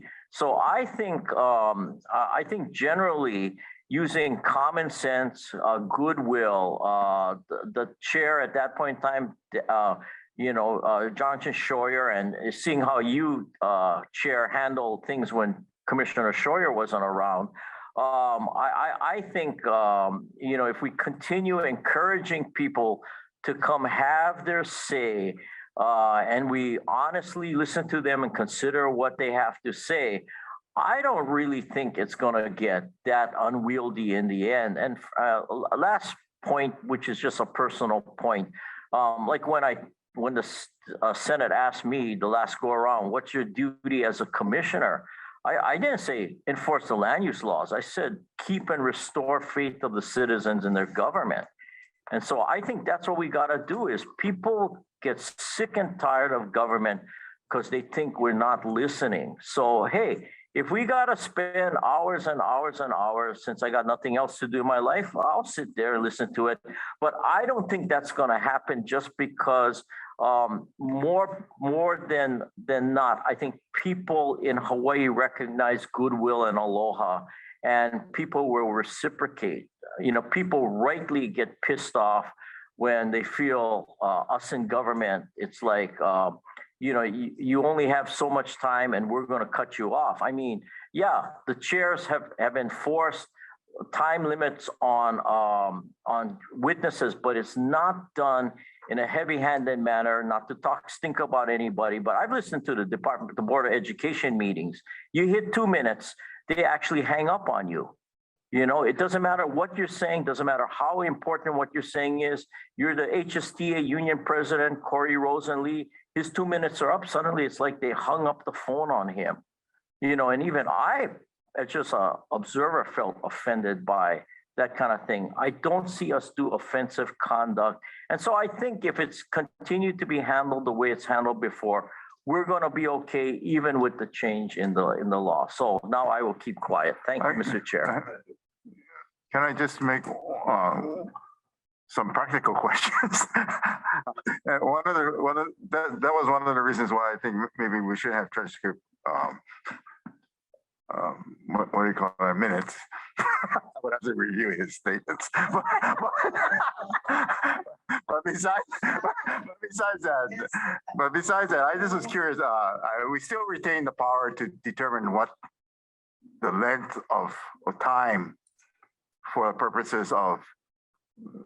We could say 2 minutes at the beginning, 1 minute at the end, as long as we announce it, right? And then the other question is, besides contested case hearings, are we required to hold this type of procedure in all cases? Because we have public testimonies in all cases, whether it be IL petition or whether it be a declaratory ruling petition, or even just like these training meetings that we have. Yeah, yes. And so when do we hold it for 2-day meetings like this? Would it be after the second day where we'll have to open it up, or would it be after today? I'm just trying to get practical. I don't know, Julie, maybe you can comment on that, but the way I interpret it is that it's, if the agenda item runs over more than 1 day, then as long as we do it on this, before we close the agenda item, we're okay. I think that was for you, Ms. She's nodding her head. Okay, yes, I've unmuted myself, and yes, that is correct. As long as you do it before you close the agenda item, and I think we only have this one super long agenda item that goes over 2 days for now. So, yeah, and Commissioner Ohigashi, I think, was the one who asked the question. I can't really see, but I think that this new rule, this new statute came into being as to Chapter 92, which is the Sunshine Law. And so anything that the commission hears as part of its Sunshine meeting, like today and tomorrow, will be subject to that public testimony requirement. The last thing is, on a contested case procedure, would it be better to have the final statements made by the public and then take final oral argument. Can we do that? Yes, I believe you can. Okay, so we can schedule within, so long as it's in the ending part of the hearing, the second, what is it, public testimony, is that right? Yeah, it's just as long as it's not just at the beginning. We could break in the middle and say, okay, you get public testimony again. Okay, But from a public participation standpoint, regardless of what the statute says, we're assuming that, or we're making operating under the belief that the second time that we open up to the public should be at the end. Okay. Because then they'll have seen everything, and then, that they'll have the ability to comment on it. The last thing in the world we want is, the allegation that we're ramrodding or railroading things. And I was going to have this discussion later, but I'd like to make a couple of points because Gary brought up some of the things that I was going to talk about later, and some of them are very important. Years ago, back in the 80s and 90s, I came before the Land Use Commission either as an attorney or as a planner for various things. And I can tell you, and even when I started, it was different. We had a different Land Use Commission, and then there was the mass exodus. And I can tell you that things have changed.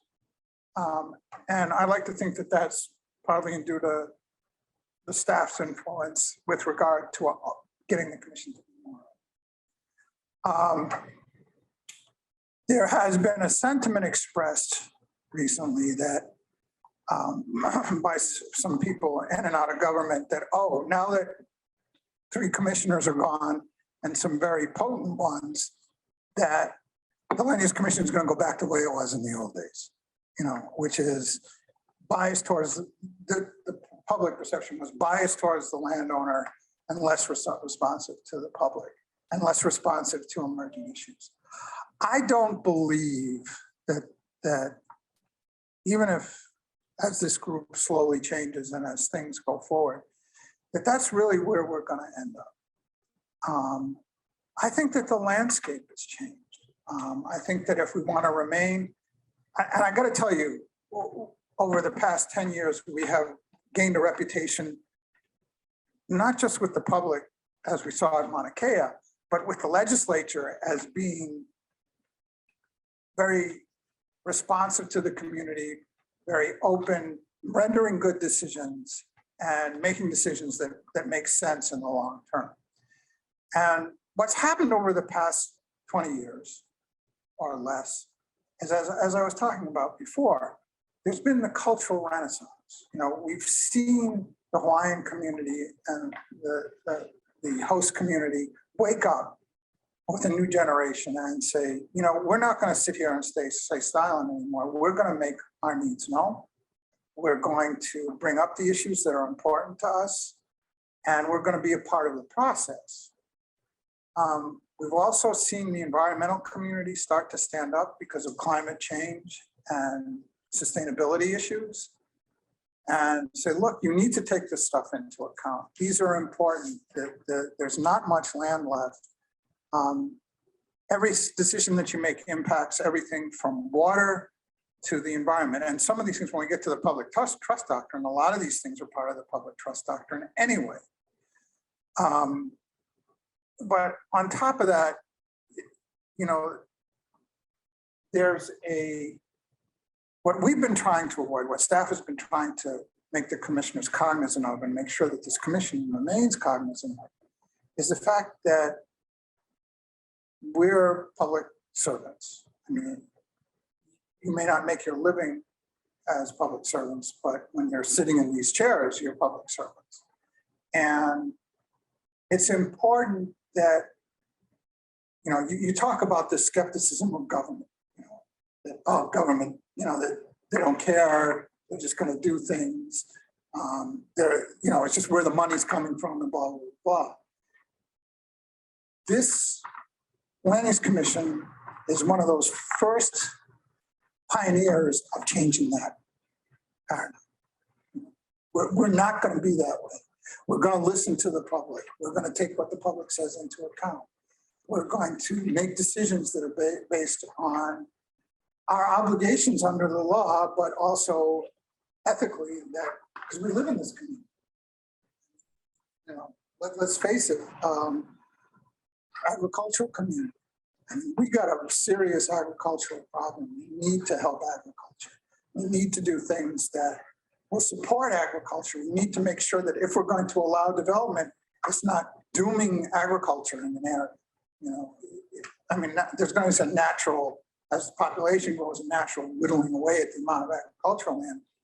But going back to the original mandate of the Land Use Commission, we don't want to put a huge housing project in the middle of agriculture, surrounded by agricultural.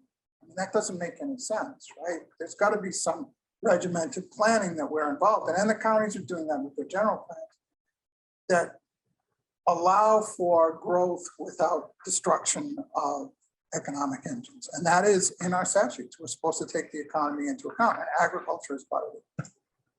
Yeah, Can I say, chime in? But I think it's got to be clear that what we're doing is not viewed as, oh, it's environmental activist interest or any type of ethnic community interest, because our duties come out of that 1978 Hawaii Constitution. And, you know, even though it's many years ago, I remember working at that convention or constitutional convention before going off to law school, my first trip to the mainland. And, you know, somebody told me there were 7 Native Hawaiian delegates at that convention. I can only remember 3 or 4. Frenchie DeSoto, young John Waihe, I don't know who else, Lehua Fernandez Sallings from Kauai. You know, okay, yeah, but it wasn't a convention controlled by any ethnic group. There are many people from big industry there too. Look, the chair was Bill Patey, right? And so the statements in the Constitution are not statements of any specific ethnic group. The convention represented the broad spectrum of the people in Hawaii who are basically saying that these values, which includes the express protection and a requirement to protect Native Hawaiian practices and culture and resources, that wasn't a Hawaiian thing. It was a thing that all the ethnic groups in Hawaii and all the different diverse business interests and non-business interests said, this is what makes Hawaii different. So I think, you know, I want to make sure that we don't view this as, you know, we're carrying out our duties under the Constitution. Look, my law firm, where we've been all together, our firm from 1986, we're licensed in 81, we represent the banks. You know, I mean, these are the last people who are going to have any public trust doctrine. You know, you know, and that's another story. But the bottom line is the convention is not ethnic centric or politically centric. It's a statement of the values that people across the state in 1978, labor, non-labor, business, non-business, profit, non-profit, have said that this is what makes Hawaii different, is community and common goals and objectives. So I just want to throw that in, that, you know, what we're doing is not, you know, it's not narrowly focused where some people might think it is. And, you know, it's irrespective of any renaissance or anything like that. It's a statement of community goals broadly held. Yeah. I would agree with that 100%. And the reason that I brought up the Renaissance and everything else is that it's made things more evident. But this commission's role has always been about balance. And what has changed is this commission's willingness to listen. There was a time when the commission was reputed to not listen. And I think that that's what has become more evident. And yeah, I agree with you 100%. I mean, I'm not part Hawaiian, but these things are very important to me as well. I think that the Constitutional Convention brought that out. Hey, look, we're a community. You know, this is about community. And what this commission should be doing is focusing on balance and the community as in general, and that's just my opinion. You guys are the decision makers. I'm just expressing my opinion and what I've seen occur over the past 10 years as the commission has morphed into something that is more open, shall we say, to public involvement. And Gary's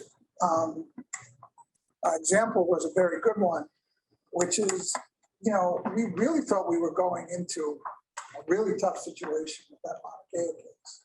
But the fact that this commission has always been willing to listen, or this group has been very, very open to listening and to recognizing what the issues are, has made a big impact on everyone, including the legislators. In fact, it was the university who won, who wouldn't come and check. Yeah. They left.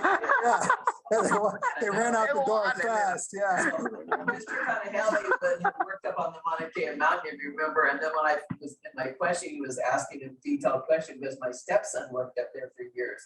Then he finally goes, "Oh, you're Jeff's mom." I thought he was gonna run over and hug me. No, but I mean, with all that being said, I mean, it's just something to contemplate as we move forward as a group. And to keep in mind that staff is always going to be pushing you to listen. That's what we see our role as when hearings come, is to make sure that, you know, that we set up a situation where you are able to listen to all sides and take in all the evidence without feeling threatened. You know, and at the same time, the Mauna Kea was really was excellent. At the same time, when we had the one in Olawala, since we're naming names, that we entered that in such a different position. I was really new on the commission then too, so I was sort of in shock too. But at the same time, the attitude of the group was at a completely different place too. It was, you know, there was so much hostility. I mean, we show up and people are already camped out on the lawns, and there's just groups up there, and it was a horrible meeting room. I mean, just couldn't have been a worse place to meet. You know, they moved it into the bleachers there was aluminum bleachers inside this room, and everybody, crowds of people, they're up there eating their lunches and having a luau and not listening to us. You know, if they'd listened to us, they would have been able to hear. We never were agreeing with what the petitioner wanted, you know, I mean, but they did, you know, so they were just there to object. Yeah, well, Oluwalu, if I could pinpoint a watershed moment with this commission, Oluwalu was it. You know, I think that the community, the 200+ people who showed up, were actually quite surprised that we were going to listen. You know, they weren't expecting us to. And that was kind of the first hearing where things started, the community began to realize that we were going to listen. It was a good moment. It was a scary moment. Jonathan Scheuer in particular was, you know, he's concerned that some of those big guys were going to run him over. And you were getting escorted to the bathroom and the whole thing. But in the end, The delicate young lady that I am. yeah. In the end, I think that the commission, this group of commissioners did an excellent job in making it clear that they were listening. And that's what's important. Well, just to prepare you guys, we had a break for lunch, but we never took a dinner break. And we stayed there till 10 o'clock at night. And we told them all, we have to leave at 10 because this room closing down. It was in the Maui Arts and Culture Center. Anyway, and so, you know, I mean, we really went out of our way to listen to everybody. And they did get a chance at the end to speak again. Most of them got up and spent their 2 minutes, or we had to reduce it because we were almost out of time. Most of them got up there and just cried to pissed them on that they didn't get their full 3 minutes.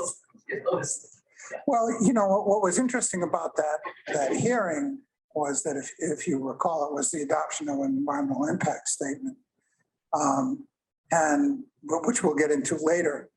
But, you know, the community itself even was confused about why we rendered that decision.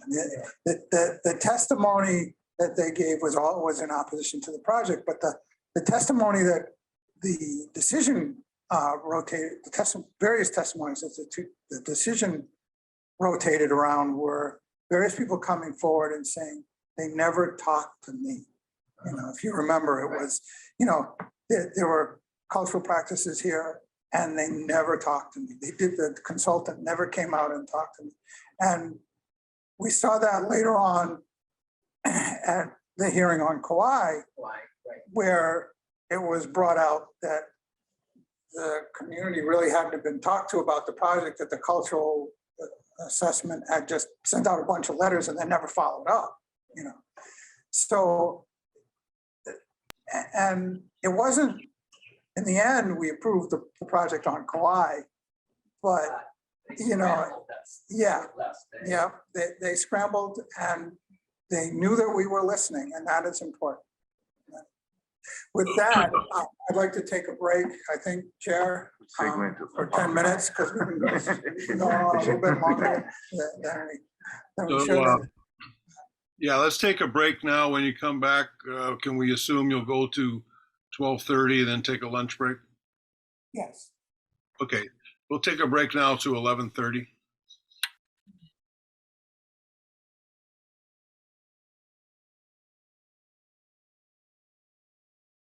Where we were. We were talking about contested case hearing procedure. One second, Dan. This is the chair. I'd like to kind of set the timing for this afternoon. First of all, we'll take a lunch break about 12:30, and I think that's going to be a 1-hour break. Is that correct, Dan? Yes, sir. So if we resume at 1:30, do any of the commissioners have a hard stop today?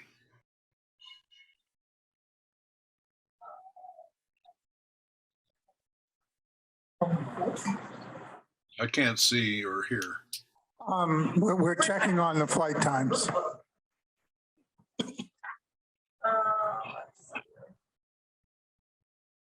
What? Okay, Lee has a flight at 5:15, so yeah, he's got to be at 3:30, 3:45 would be the hard stop. Okay, let's target 3:30 for a hard stop today. So Dan, why don't you resume? Okay. That discussion that we just had was probably the longest discussion out of all of them that we were planning on. It wasn't supposed to happen now, it was supposed to happen later, but we had it. Okay, so let's move back to the nuts and bolts of contested case hearing procedure. As we were talking about public testimony before and after, and then the evidence will be submitted. And what will usually happen is that you'll see that by the time you get to the hearing, the parties will have submitted a bunch of exhibits. Sometimes they'll have submitted expert witness testimony and anything else they want to bring before the commission, maps or whatever. When the hearing is opened after public testimony, the chair will ask what the parties want to have admitted to the record. And it's usually everything that they've filed. So you should have it available on the website. You'll be able to look at it. But that's the first thing that will happen. And then the parties will begin to make their presentations. First, it will be the petitioner. Then it will be the county, then Office of Planning and Sustainable Development, and then any interveners is usually the way it goes. Each witness, the parties will have to put on their witnesses, and the witnesses will be first give direct testimony, which means they'll be questioned by the party that's putting the witness on. Let's call it the petitioner for now. And then once the petitioner is through with direct questions, then the county and the Office of Planning and Sustainable Development and any intervener will then be allowed to cross-examine that witness. Once that has been completed, then the commissioners will be allowed to ask questions of the witness. Then the next witness comes on until each party is done with presenting their case. The rules of evidence are generally applied to the proceedings. And what I mean by generally is that there's a lot of flexibility on the part of the chair as to what will be allowed, what won't be allowed. You won't see a lot of what you see on Perry Mason or there's objections to testimony and claims of hearsay and things like that. That usually doesn't happen because it's not really a formal evidentiary proceeding. Robert's Rules of Order are also in effect. We can go into executive session at any point in time if the commissioners have a question that they need to address to council.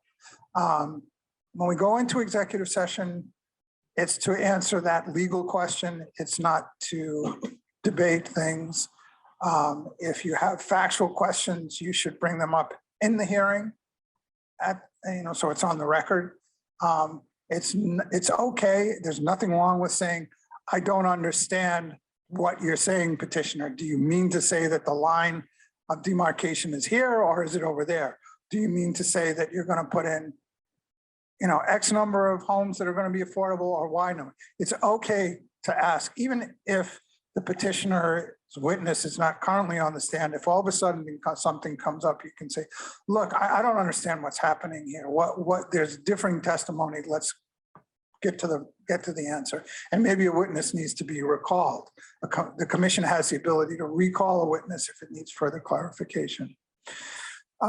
Then there'll be final oral arguments by the parties. And at the close of the evidentiary hearings, there'll be directions to the parties to submit proposed decisions and orders. Those are usually only submitted by the petitioner. In recent years, the county and the Office of Planning and Sustainable Development have not submitted proposed decisions and orders. They've just commented on the proposed decisions and orders. At a later hearing, the staff will prepare, there's a decision to approve or approve with conditions or deny the district boundary amendment. And we haven't done a pure district boundary amendment in a long time, most of them in motions. That's when the vote will be taken. And that's when any conditions will be placed.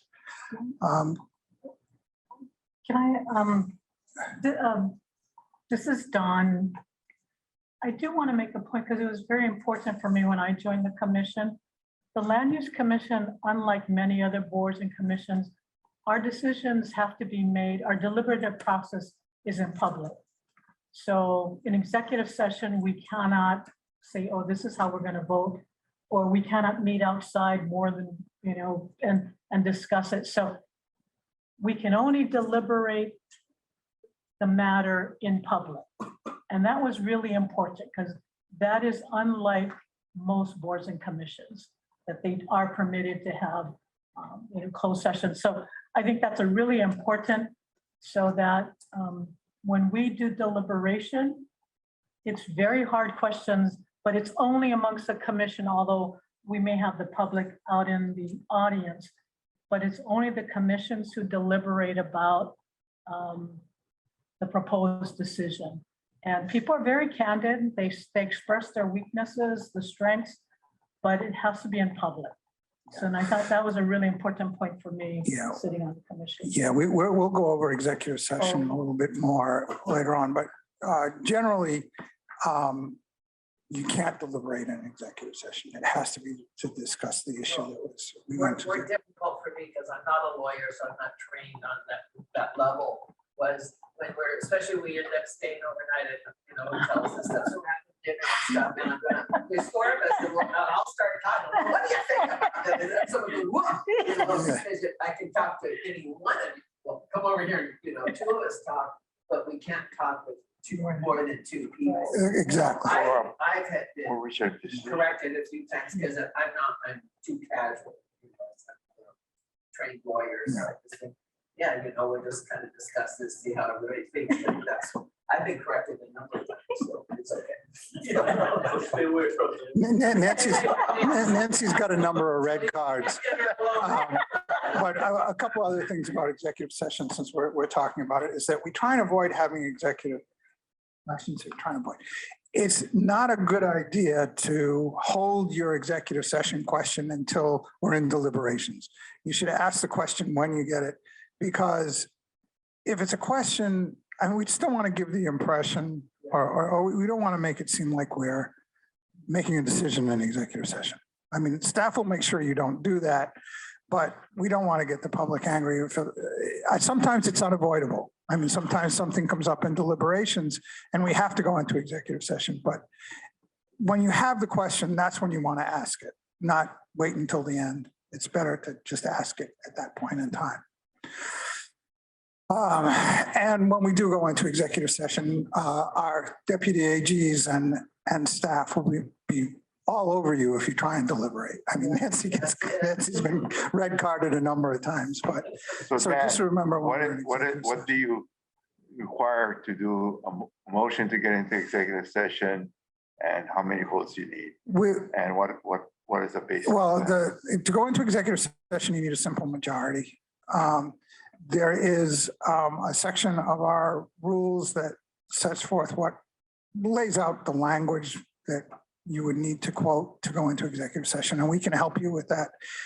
And I would advise the commissioners that if you're thinking about doing something and you're unsure how to do it, you can ask the chair for a break and talk to the chair or counsel or myself one-on-one, and we can help you through whatever it is you're trying to do.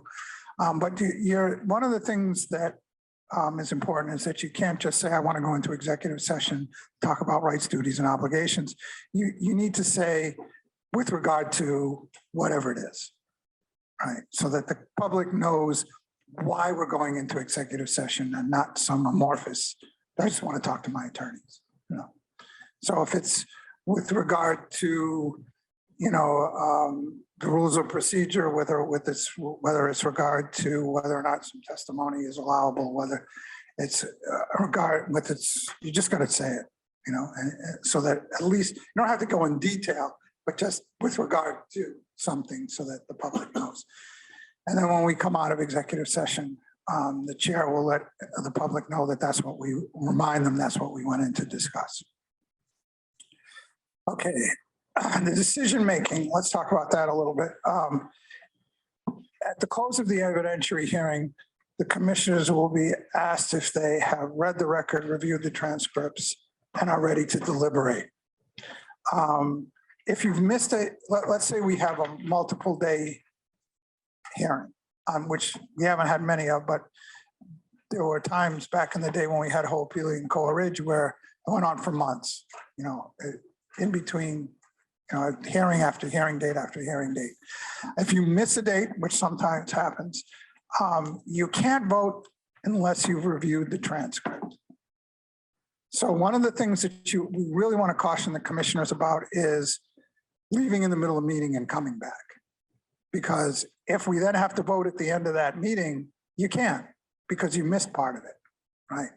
So that's something you need to be cognizant of and avoid. If you do miss an entire meeting, the transcript will be available. You can review it and then you'll be able to vote. So this is Chair. The way it's written, it says we review the transcripts in all cases, but don't you really mean we ask if the commissioner has reviewed the transcripts for any portion or any of the meetings they may have missed? Yes, that's correct. So we're not required, if we attend, in other words, if we've attended and been participant in all of the hearings on a matter, we don't need to confirm that we've read the transcripts. Is that correct? That's correct. The language that we have on this slide is not the same as what will be contained in your request of the other commissioners. I mean, the chair's request of the other commissioners. That we use slightly different language for that. Okay. And once again, a reminder that the decisions and any conditions that a commissioner wants to impose have to be based on the record. They can't be something that you don't know about. And one of the best examples of that is a case that went up to the Supreme Court where one of our commissioners decided they were only going to give a petitioner for a special permit, even though 2 years instead of the 6 that they were requesting. And there was nothing on the record to indicate that 2 years would have been sufficient to respond to the commission. So that was, we were reversed on that one. So The other one that was particularly relevant was the Waimanalo Gulch decision, or it came before us, in which the record was different than what was being attempted to be put forth as an argument by some of the participants. And we had to make a decision based on what was in the record in terms of the remaining useful life of the landfill. Yeah, that's exactly right. There has to be evidence to support the decision. Now, I would caution that that doesn't mean that it has to be evidence presented by the petitioner or one of the parties. There is some legal precedent out there that says that public testimony can be taken into account and can be considered evidence to a certain extent. Yeah.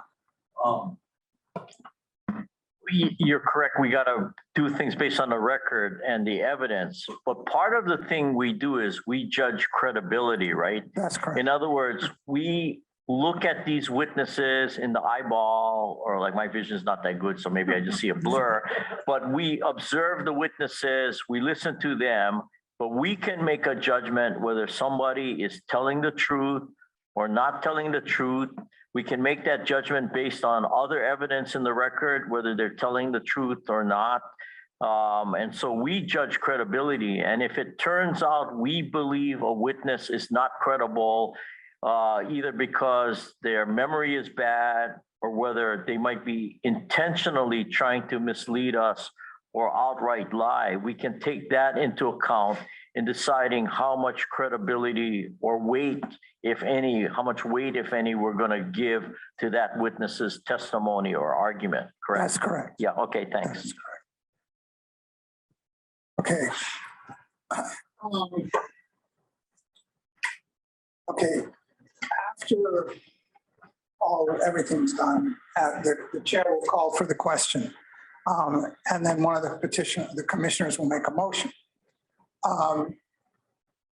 In that motion, the commissioner who's making the motion should include either reference to conditions such that the Office of State Planning or the county or an intervener have requested, or restate them, and or state any conditions that they think they should be added to the granting of the petition if they're going to grant it. I mean, a denial is a different story. There's no conditions.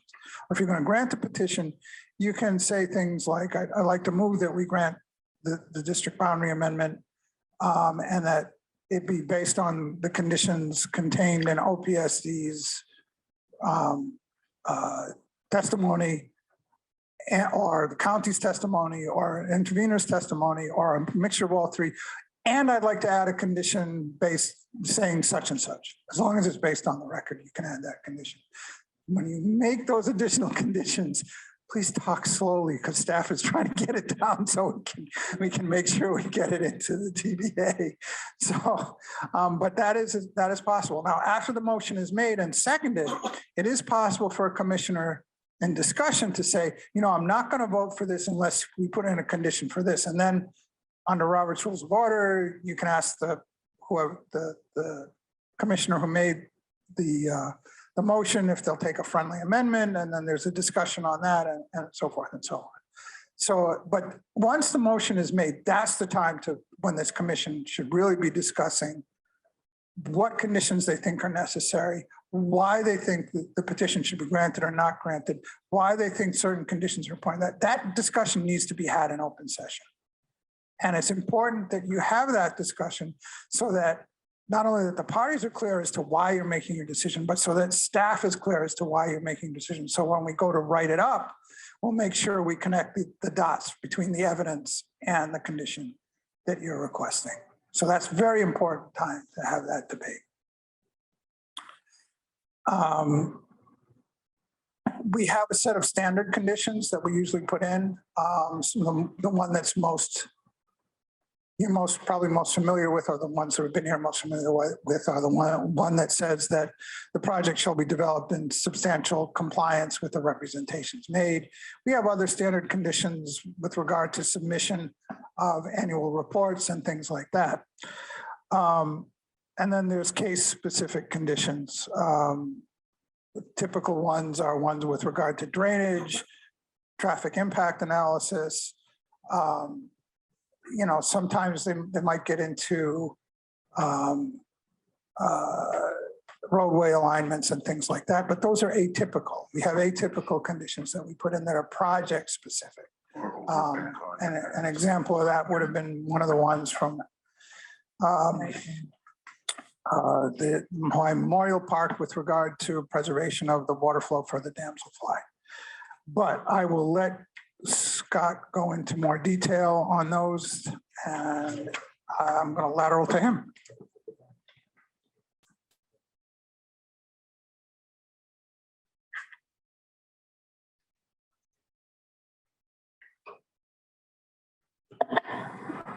Okay, I'm going to talk a little bit about conditions. And first I want to say conditions are intended to address issues that have come up within the district boundary amendment petition. And they're generally tailored to mitigate some type of issue. As Dan said, we have a list of standard conditions. I believe we have 6 standard conditions that get attached pretty much anytime we do a district boundary amendment. Then we have case specific, as Dan was talking about. And we call them, they're typical ones, and then there's atypical ones. And the typical ones are ones you would expect. They usually revolve around transportation. And these are conditions usually that we get for state roadways or county roadways or even private. Drainage, how they're going to mitigate and address drainage. Traffic impact analysis reports that spell out what mitigation measures should occur. Affordable housing. Affordable housing in many of the petitions is kind of the one up there, very near the top. Spells out who's responsible for and what has to happen to address affordable housing. There's one that's, and this is one of those that's part of our standard ones. It's compliance with representations. Substantial compliance with representations made to the commission as reflected in the findings of fact, conclusions of law, and decision in order. Representations, they're slightly different than conditions. In an ideal situation, anytime a petitioner makes a representation that I will do this, I will mitigate this way. Ideal world, we have a condition and it memorializes that, but that's not always the case. Sometimes there are representations that are made that don't find their way as conditions. However, we have a kind of a blanket condition that says, hey, if you make a representation that you're going to do something, you can be held liable to make sure that you do that. As Dan was saying, atypical, meaning that they're not the types of things that you see in most lists of conditions on district boundary amendments, because they're really tailored finely to the specifics of a given project. In this case that we have up here, that was part of the Hawaii Memorial Life Plans petition.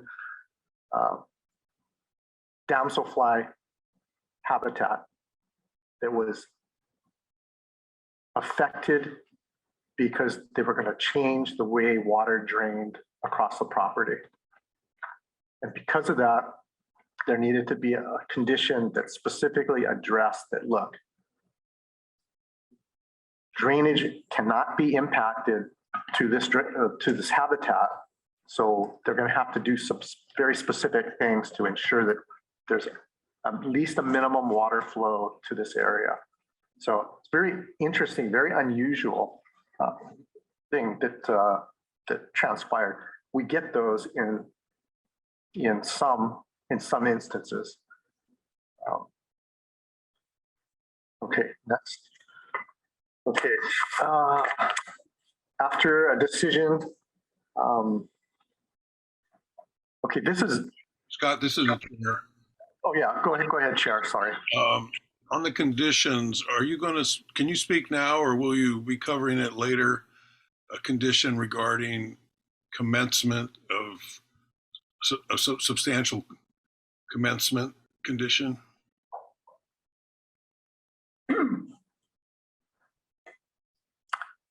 I'm gonna ask Dan, how are we gonna address that regarding substantial commencement?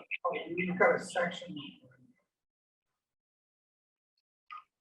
Okay, so I think we will.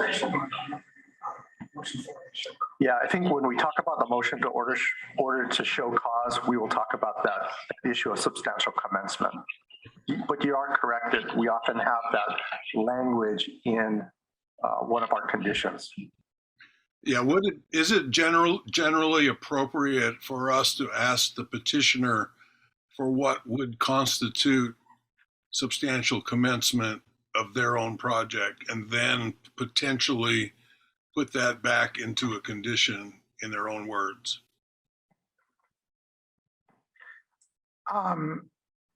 We're in uncharted territory there. As I've mentioned before, and Julie, you can chime in whenever you need to. The Bridge Inalea is sort of like the pornography decision that was made by the U.S. Supreme Court many years ago. It's like I know it when I see it.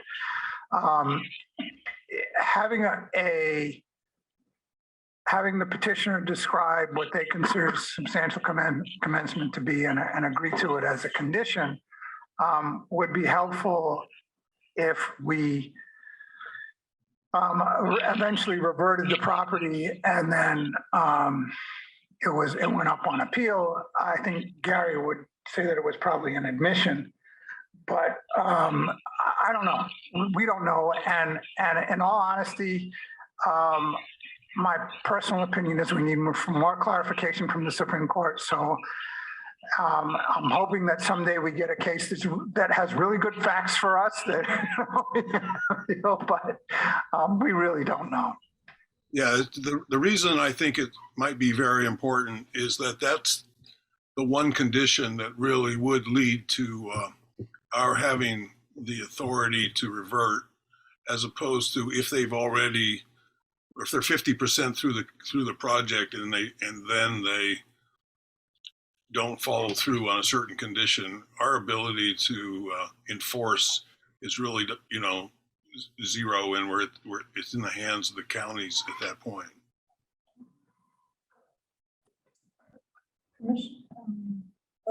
Dan? Oh, sorry. Yes, Mr. Chang.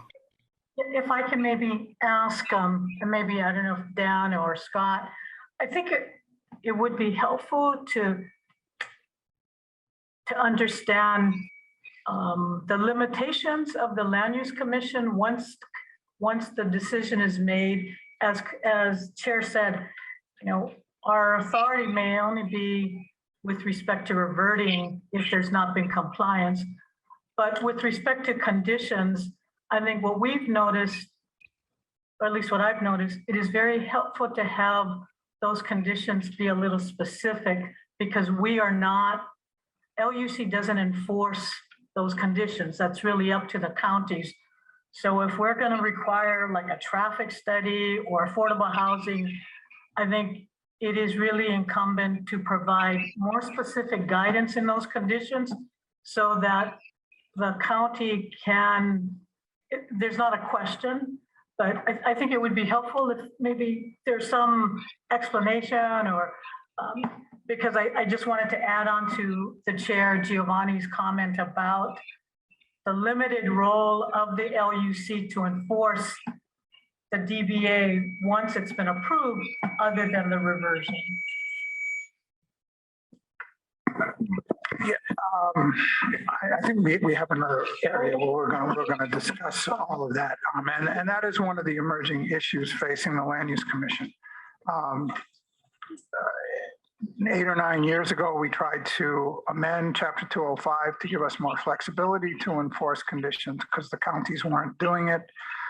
We still see that problem. The counties don't always enforce the conditions.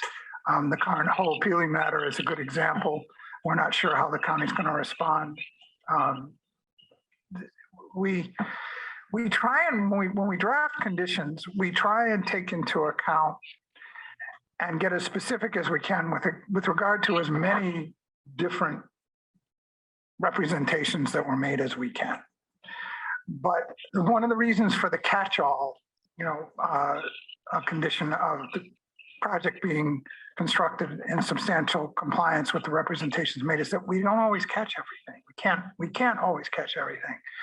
And that's where most of the problem lies with county enforcement, is that when it's that type of a condition, like it is currently at Ho'opili, they're uncertain as to what it means. We don't think it's uncertain. I mean, we think that if a petitioner has made a representation, they made that representation. Once again, I go back to the current situation with Ho'opili and the requirement. We believe there was a requirement based on a representation that the transmission lines be put underground. And that's the way the community viewed it. We haven't been asked for a declaratory ruling on that yet by the county. But then again, the county hasn't decided what they're going to do yet with regard to that. So it's a matter of anticipating as much as we can and being as specific as we can when we can, but we can't anticipate everything. We just try and do the best we can. So, Mr. Chair, this is the.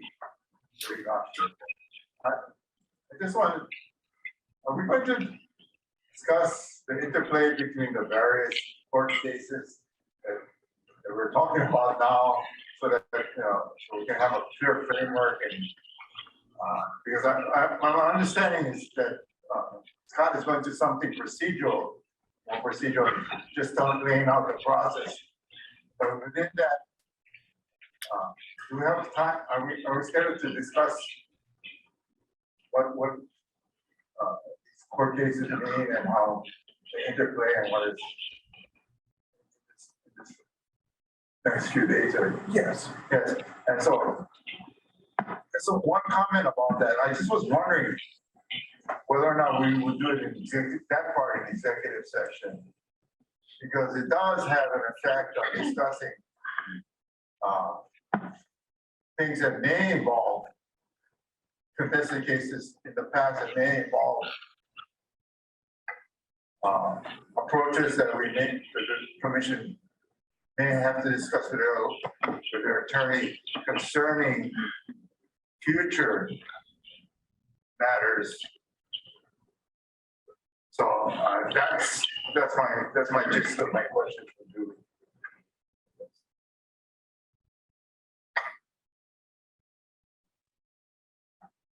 Oh, and just a side note, John Marshall shared an opinion, I believe, that Andy Jackson said John Marshall made his decision, I'll let him enforce it, sort of like what the Land Use Commission does.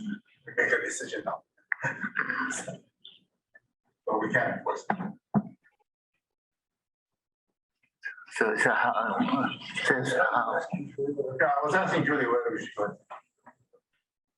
Sorry, you were in and out and I really can't hear clearly. Can I get, sorry, it was, you were kind of bouncing in and out. Julie, if I can, I think what Commissioner Ogashi is asking is whether or not we can go into executive session when we get to the point where we're discussing how there's an interplay of these cases with regard to enforcement and what the Supreme Court decisions mean and what kind of changes we can put into our decisions and orders to be more clear with regard to enforcement. Okay, that's a lot of questions. But basically, it's a question about whether or not we can go into executive session to discuss. Yeah, I mean, You can talk about the cases just in sunshine. And, because these are Supreme Court decisions, and I guess I don't know what LUC staff is going to be discussing over the next day and a half. But, they can brief you on the cases. If you have specific questions as to how those cases affect you and you want to, discuss your, duties, responsibilities, privileges, whatever, with me, we can go into executive session to do that. In general, also, I don't think that we should be discussing specific cases because that's not what was noticed and that's not what parties, people don't know, the public doesn't know that that's what you guys are going to be discussing. So that should maybe be held until you're actually discussing a specific case. But if you have a question as to how a Supreme Court decision specifically would apply to you, then yes, we can go into executive session to discuss that.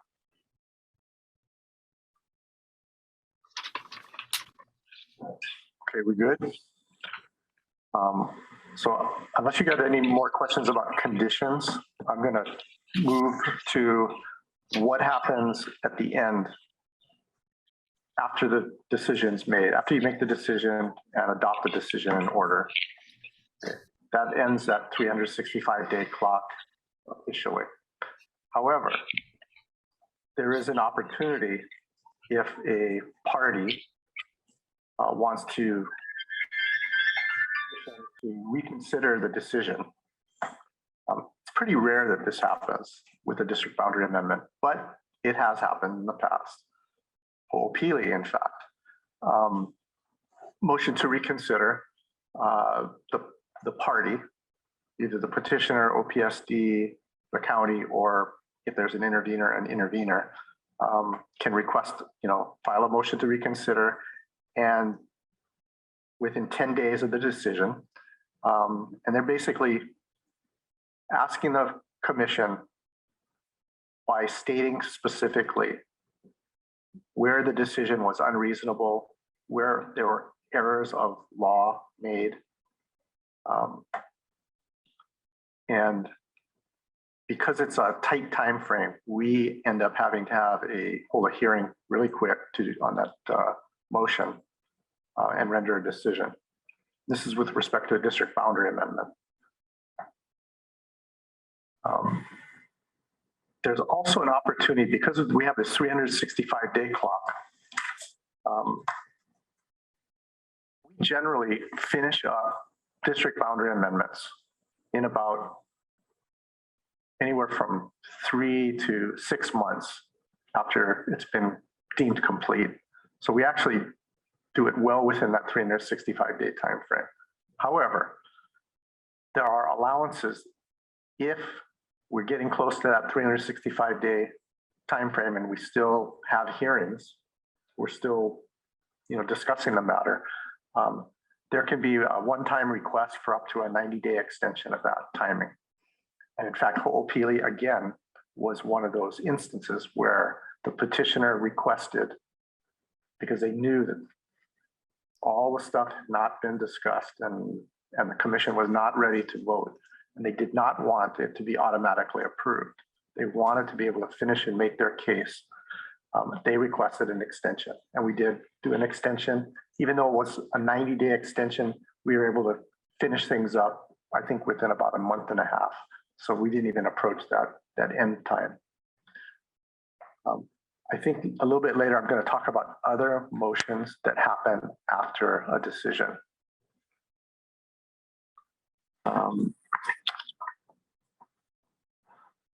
Okay, so I guess now is when I'm going to talk about those things. those other types of motions. Okay, so after the original decision has been made, there's often, the project now should be going off and doing the other permitting that's necessary for them to move forward. Generally, that's all then moves to the county level to seek permits. Everything from community plan developments, zoning, building permits, SMA permits. It depends on the project, but that's usually the direction. What happens though, over a course of time, these projects often are long-term projects. Conditions change, ownership changes. Even developers who initially spearheaded the project, they change. So some of the types of motions that we see, and this is really where, I don't want to say it's a growth industry, but we're seeing fewer pure district boundary amendment petitions. And we're seeing more of these motions to amend, motions to delete conditions, motions to extend time. And so the parties, usually it's the petitioner, but sometimes it's the Office of Planning, sometimes it's the county, and in other rare cases, it may be an intervener who was involved in the original decision, coming in and asking for changes. Those motions are submitted to the parties, and generally it's Office of Planning and Sustainable Development and the county, and if there were any other intervening parties, to them as well. Submitted to them for their review and comments to the commission. These motions allow an opportunity for intervention by new parties, because maybe the project's 20 years old and now they're coming in and they want to amend conditions. They want to change what was required of them to build out or complete their project. And now you may have new parties out there, new community groups, new people, maybe it's a new owner of an adjacent property and they've got concerns. So they want to be part of that. These are contested case, just like our original district boundary amendments, and they kind of follow the same process of petitioner or the move on in this case, making their case, Office of Planning or the county following with their side, Office of Planning, and then any other parties that might be involved. Next. Anybody have any questions about the motions? Because that's something that we've been seeing a lot of. We've been seeing a lot of motions to amend. Nothing? Okay, I'm gonna move on. Another type of thing that we see a lot of is special permits.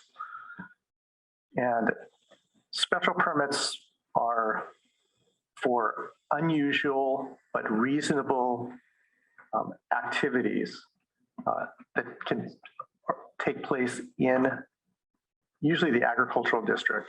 It also covers rural districts, but I think I can only remember one such special permit in like the last 15 years. So generally, special permits are going to be about uses on agricultural lands that are not permissible uses. So they have to be asked for special. Special permits are similar to variances at a county level.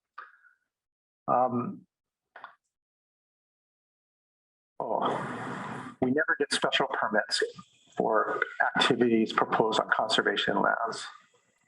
They're all pretty much 99% agricultural district issues. The difference between a special permit and a district boundary amendment is these special permits go to the counties first, and they're initiated at the county level. Here's where another place where the 15 acres or less comes into play. If the property where the special permit is to take place, if the activity is going to take 15 acres or less, it only goes through the county. And if the county hears it and the county denies it, there's no opportunity for the petitioner to try to appeal it to the Land Use Commission. It's dead at that point. The only opportunity then for a petitioner denied at the county level would be to go to district court. For those activities in the agricultural district that are taking place on more than 15 acres of land, The special permit application is filed at the county level and it's heard at the county level before their planning commission and decided upon there. That's where the record, that's where the evidence is, that's where the record is developed at the county level. When they make their decision, they usually put conditions on it. And then they send it up to us with a recommendation for approval with conditions.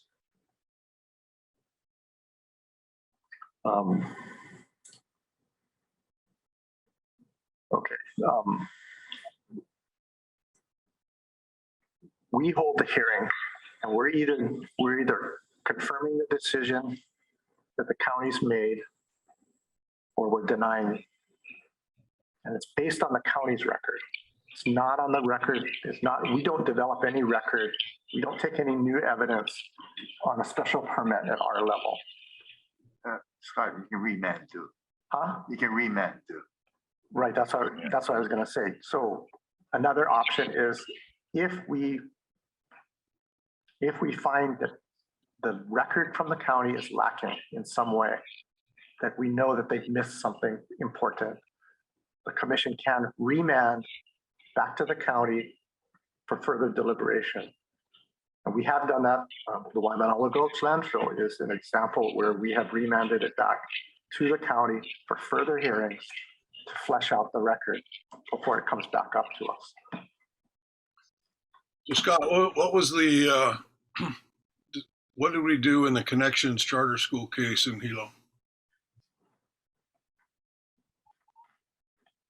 That was a denial. I wasn't there, but. Yeah. In that case, we denied it. That would have been an option. We could have remanded it back to the county and asked them to hold, more hearings on it and develop the record further. But in denying it, I believe we gave the petitioner the opportunity to go back and revisit things. Yes, that's true. And the other comment, you made a comment about conservation land. So Yes. they can get a conservation district use permit, a CDUP, but they'd have to go to DLNR or BLNR for that, not to land use. Is that correct? Right. The commission, we do not govern or regulate uses in the conservation district. That is the jurisdiction of the state Department of Land and Natural Resources. Mr. Chair, Dan, if I can just ask Scott, I think it might be helpful. Oh my God, I just lost my train of thought. For special use permits, so the things that really resonated with me, one, it's supposed to be a temporary use. And I think that's really important. And there are times where the use may be more appropriate if it went through a DBA process versus through a special use permit. So I think that those were considerations, at least when I looked at some of these special use permits, that distinguished it from a DBA. Is one, it's a temporary, supposedly temporary, but they could also go through a DBA process to permanently change the temporary use to more permanent, if that was appropriate. That's correct. Commissioner Chang, you raise a very good point, and I remember a recent hearing in which we asked the petitioner why they chose to go to the special permit, and they said they were advised by the county that it was a lot easier, quote unquote, easier process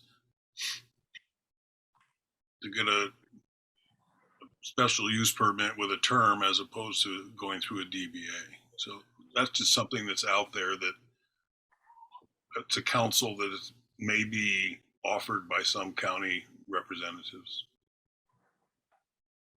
Yeah, no, yes, we've heard that before too. I would say that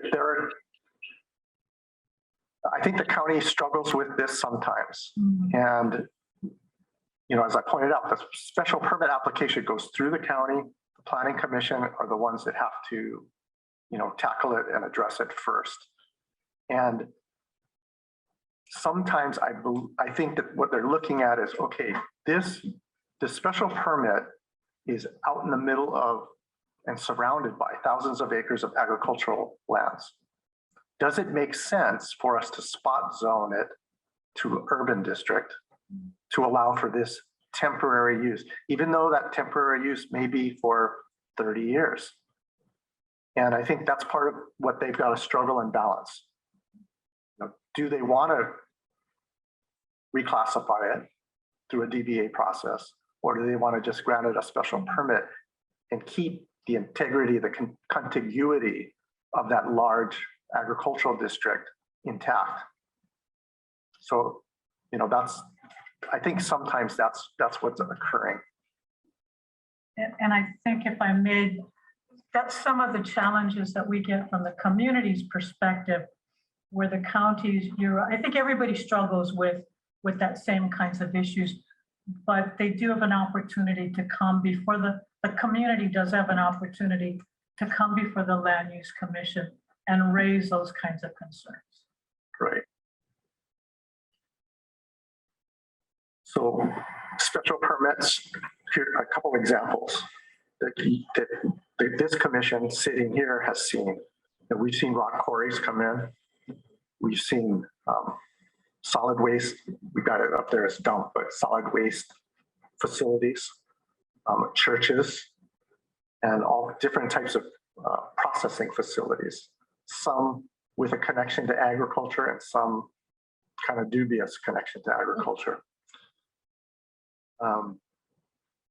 There have been recent changes to Chapter 205 that require a special permit for solar PV projects when placed on Class B or C lands.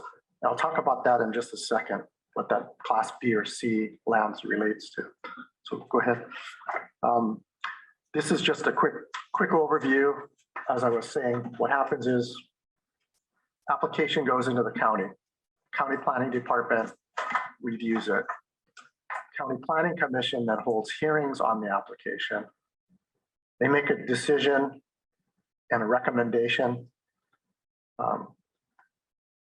Like I said before, if the application involves 15 acres or less, the county's decision is the final decision. If it's greater than 15 acres, I think it's off the chart, or at least it's off mine. Okay. It comes up to us. And when it comes up to us, one of the things that has to happen is the staff looks at it and we have to decide whether the application, that record is complete. And we work pretty hard with the county planning folks to make sure that when we get the application, it's complete. And one of the reasons for that is special permits are on a 45-day decision trigger. We gotta hold our hearings, make the decision in 45 days from the time we get the complete record from the counties.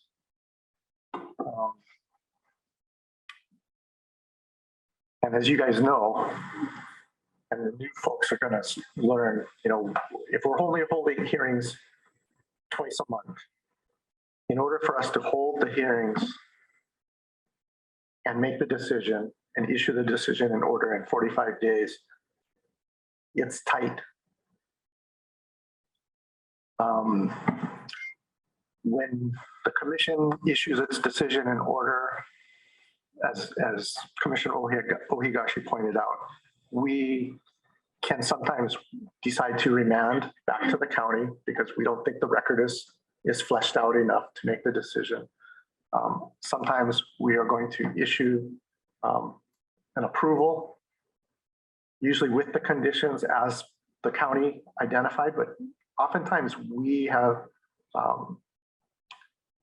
tailored the conditions a bit, and sometimes we even add conditions. And we can add conditions as long as they are based on the record that we have before us. We can't create conditions that have not, tied to evidence in the record that was produced at the county level. we can also deny the permit. And when we deny the permit, it can be then appealed to court afterwards.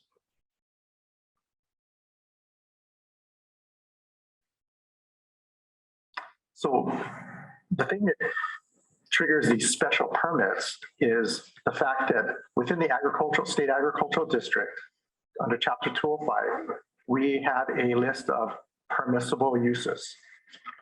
I'm not going to miss something.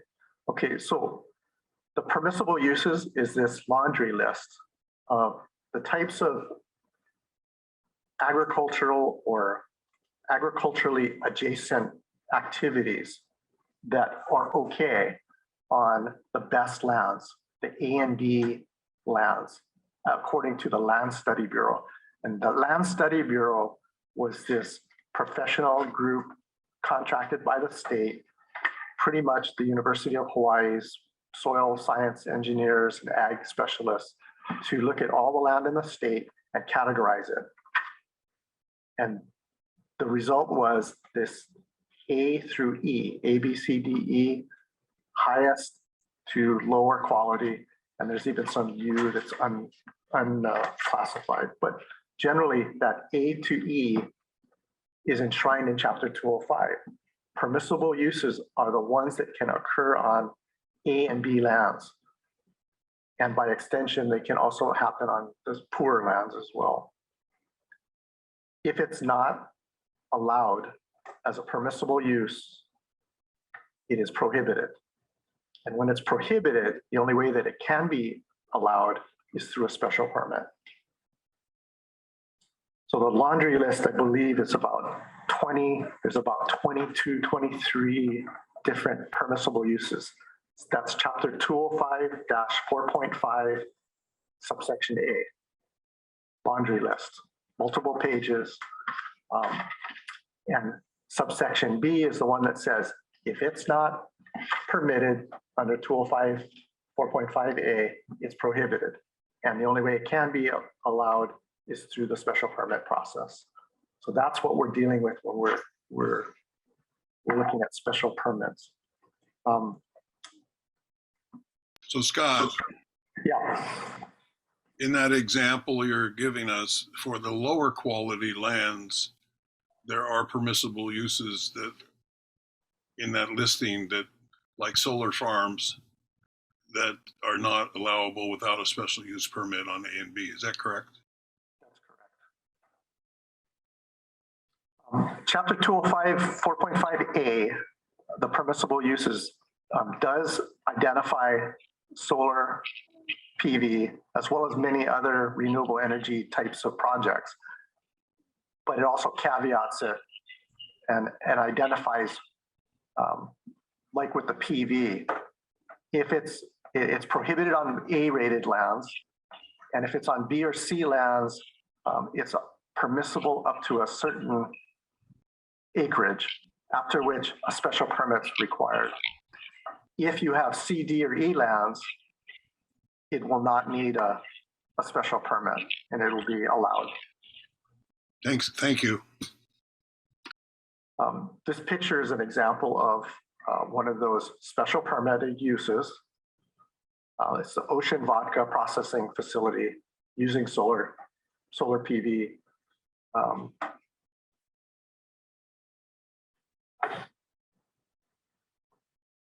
Okay, so here's the subsection B that I was talking about. Use is not expressly permitted in subsection A, which is the permissible uses, shall be prohibited, except the uses that are permitted as provided under sections 205-6, which is the special permit section of HRS.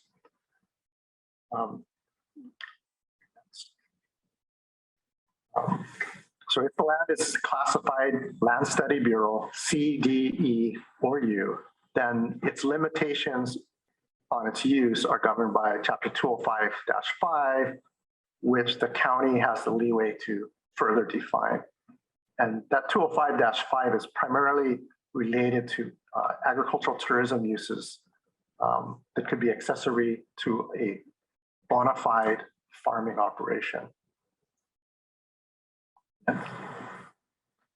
So 205-6 is the special permit provision. It lays out where, I mean, that jurisdiction that I told you about before, 15 acres or less goes to the county. 15 acres or more, county first, then the State Land Use Commission. Have to be approved within 45 days or denied or remanded. Next. Special permit proceedings are not consensus case hearings. Why?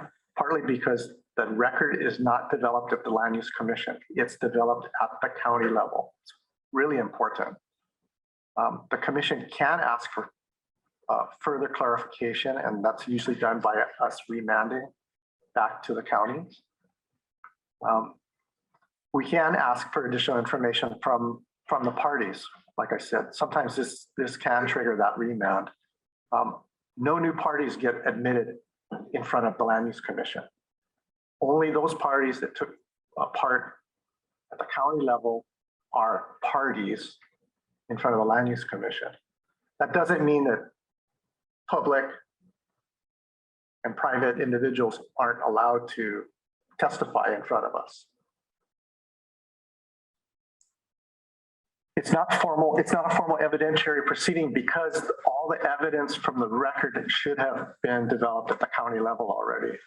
Oftentimes, the procedure that we allow to occur is the petitioner gives a presentation, pretty much a summary and overview of what went on at the county level and what their project's about and what conditions were attached to it.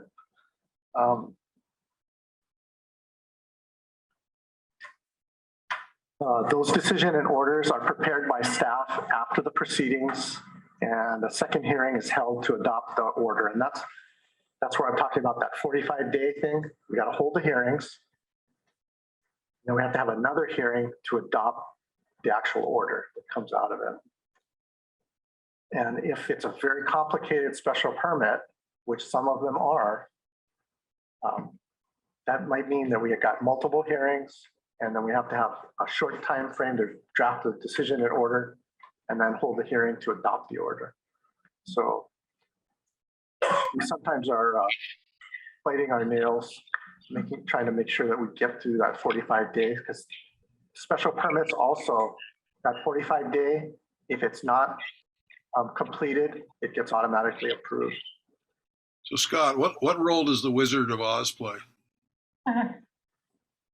That's a good question. I'm not sure where that one came, that image came from, or what The staff are the wizards.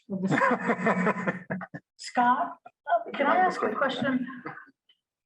In the special use permit process, when it comes before the land board, the LUC, we're confined to the record, although we take public testimony. So what's the role, or how do we consider the public testimony? Well, public testimony can cause us some difficulty. And what I mean by that is, if the public comes in and testifies to something that was not raised down below, and a good example of that, I think, is the issue that you brought up that one time with rock quarry on the Big Island, where, somebody comes in and says, there's a trail across here, and that wasn't brought up down, but we have to remand. Most of the time, the public testimony that we get is on special permits is with regard to what's already been discussed. But if public testimony does bring in something new and it appears that it's credible, then we have no choice but to remand it back for further proceedings.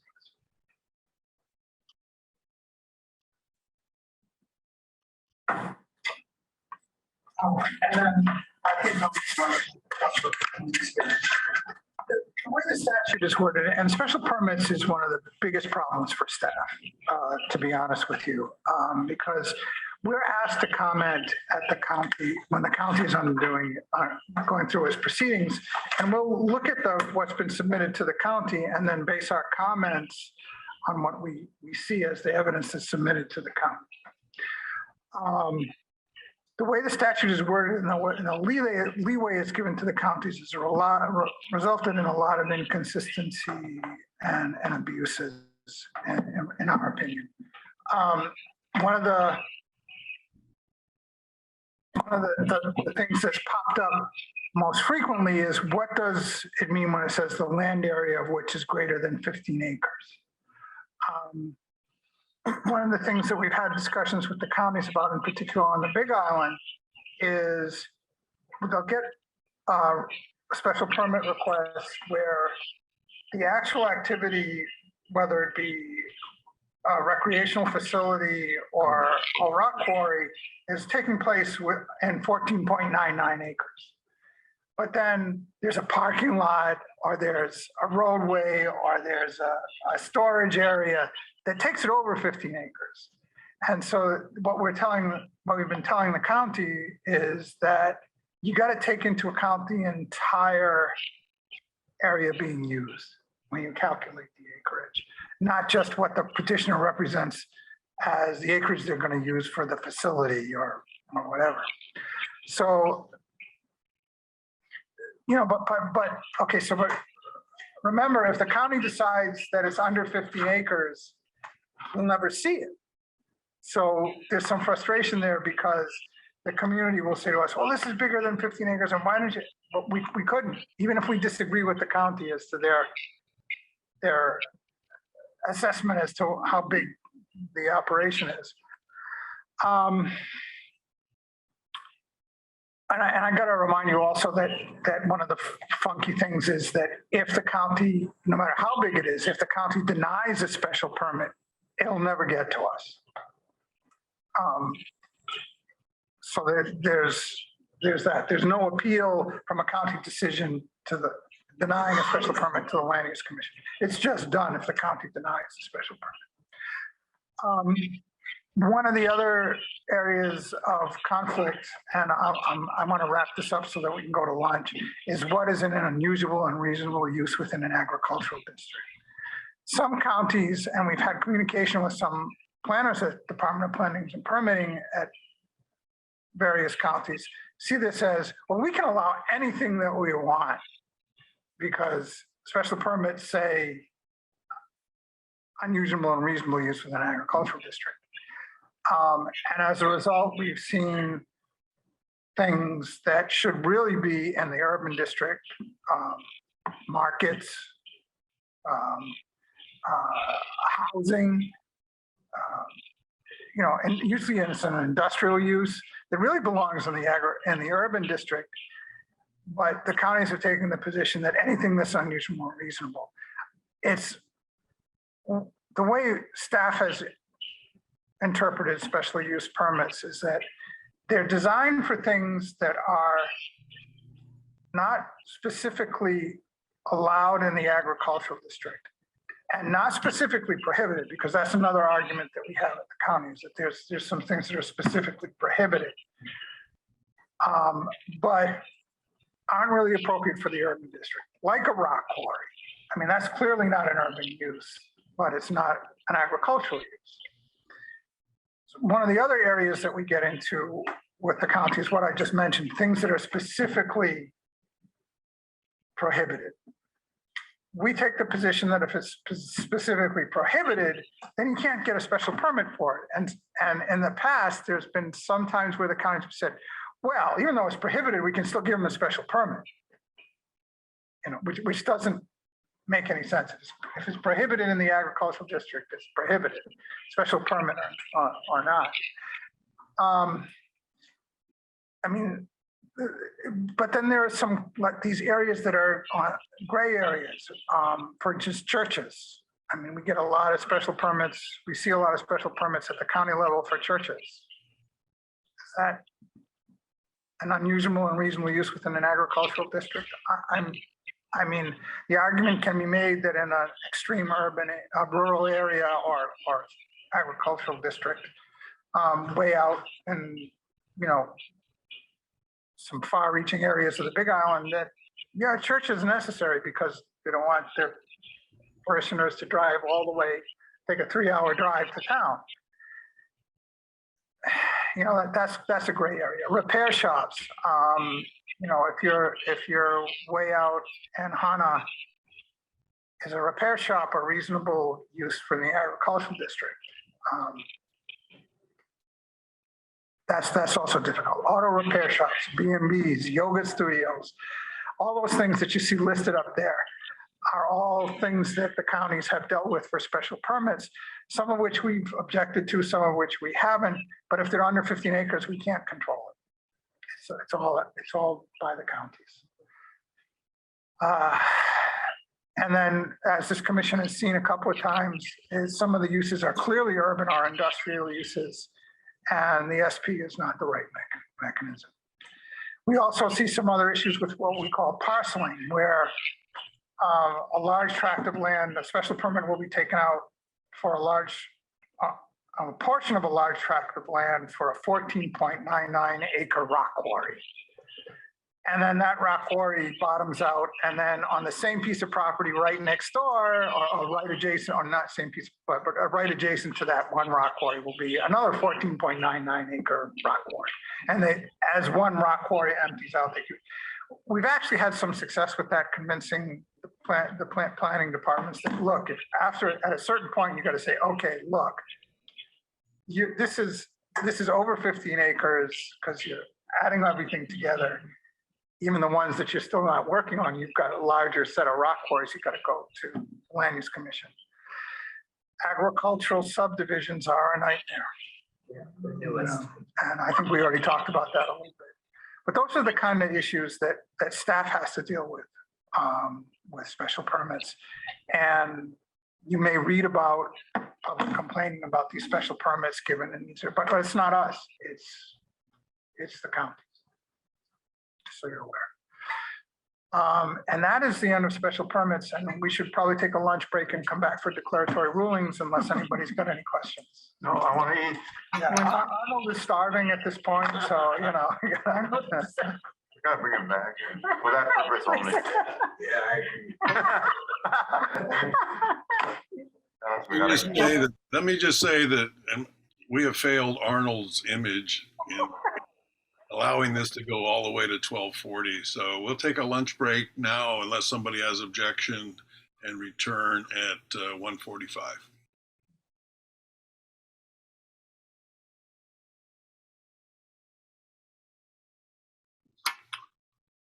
Okay, we're back on the record, and I'm going to turn it back over to Mr. Orendanker. Mr. Orendanker, let's plan to take a very short break, approximately 2:40, 2:45, and then we'll reconvene and continue to 3:30.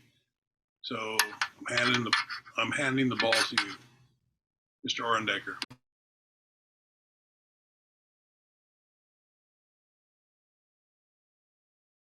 Now we're going to go into something, another one of the types of hearings that we hold called declaratory rulings. Declaratory rulings are a little bit interesting. They're infrequent. And what happens is that a party to a prior proceeding, or the county, or some entity involved in a project will be uncertain as to how to interpret either a statute, rule, or order, or a decision that the LUC has issued. And we then hold a hearing to terminate the controversy. Some examples of this are fairly recent, because we actually have had a lot of them recently, where there's a question as to whether or not transient vacation rentals are allowed in the agricultural district. The question of, there's one example, and I completely forgot the other one, but anyway, it's after lunch, so please be patient. What happens by that is that we get briefs by interested parties, and then there's an oral argument. The LUC can affirm, deny, or schedule the matter for further hearing based on the pleadings and the oral argument. It's not usually an evidentiary hearing, although we have had some times when people have tried to bring in evidence to support or witnesses to support their position. And it's usually limited to a distinct set of factual circumstances. An application of a rule or a decision in order to something specific. The other example that I was going to point to was the Kihei High School matter, where we were asked to interpret one of our conditions in our decision in order requiring an overpass or an underpass. What's that? Yeah, Mauna Kea was a declaratory ruling as well, where we were asked to make a determination as to whether or not the activity on the top of the Mauna was amounted to an urban use such that the land had to be reclassified rather than a permit being granted for it. The next slide shows sort of the way in which declaratory rulings happen.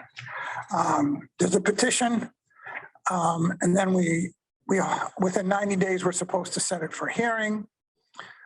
We can deny, issue, or refuse to issue a declaratory order. It's very, very infrequent, but technically a party can request a hearing, and if the commission decides that it needs to do further fact finding before it can render a decision, it can hold a contested case hearing within 100, and then pursuant to 1515-103, and then within 120 days after that, issue findings and a decision. I've never seen that happen. Usually the hearing that we originally scheduled for the declaratory ruling is sufficient for us to dispense with the matter. Subchapter 14. See, it says on petition by any interested person. So it's pretty wide open. Almost anybody can bring a request for a declaratory order. And then the commission can also issue an order on its own motion to remove uncertainty if there's enough conflict. I've never seen that happen either. It's usually based on a petition of some kind. Now, this is something that you need to wrap your head around a little bit because it's a little bit confusing. We can reject the petition, issue a declaratory order on the matter, or set the matter for hearing. And then the next slide, you'll see that grounds for rejection. If the question is speculative, hypothetical, or not likely to occur, meaning the facts are no good, the petitioner lacks standing, which is legal criteria. Very rarely have I seen that one happen. The issuance of the order will adversely affect the state or the commission in a pending or likely litigation. Threat of suing if you don't come out the way they want to is not likely litigation. It refers to something outside of the proceeding at hand. However, the matter is outside the commission's jurisdiction or refers to a statute outside of Chapter 205. And this is where you got to distinguish. For a long time, we were basing our decisions on one of these four. But what we finally began to realize based on some cases that were up on appeal is that if you get past these four, then you can get to the question.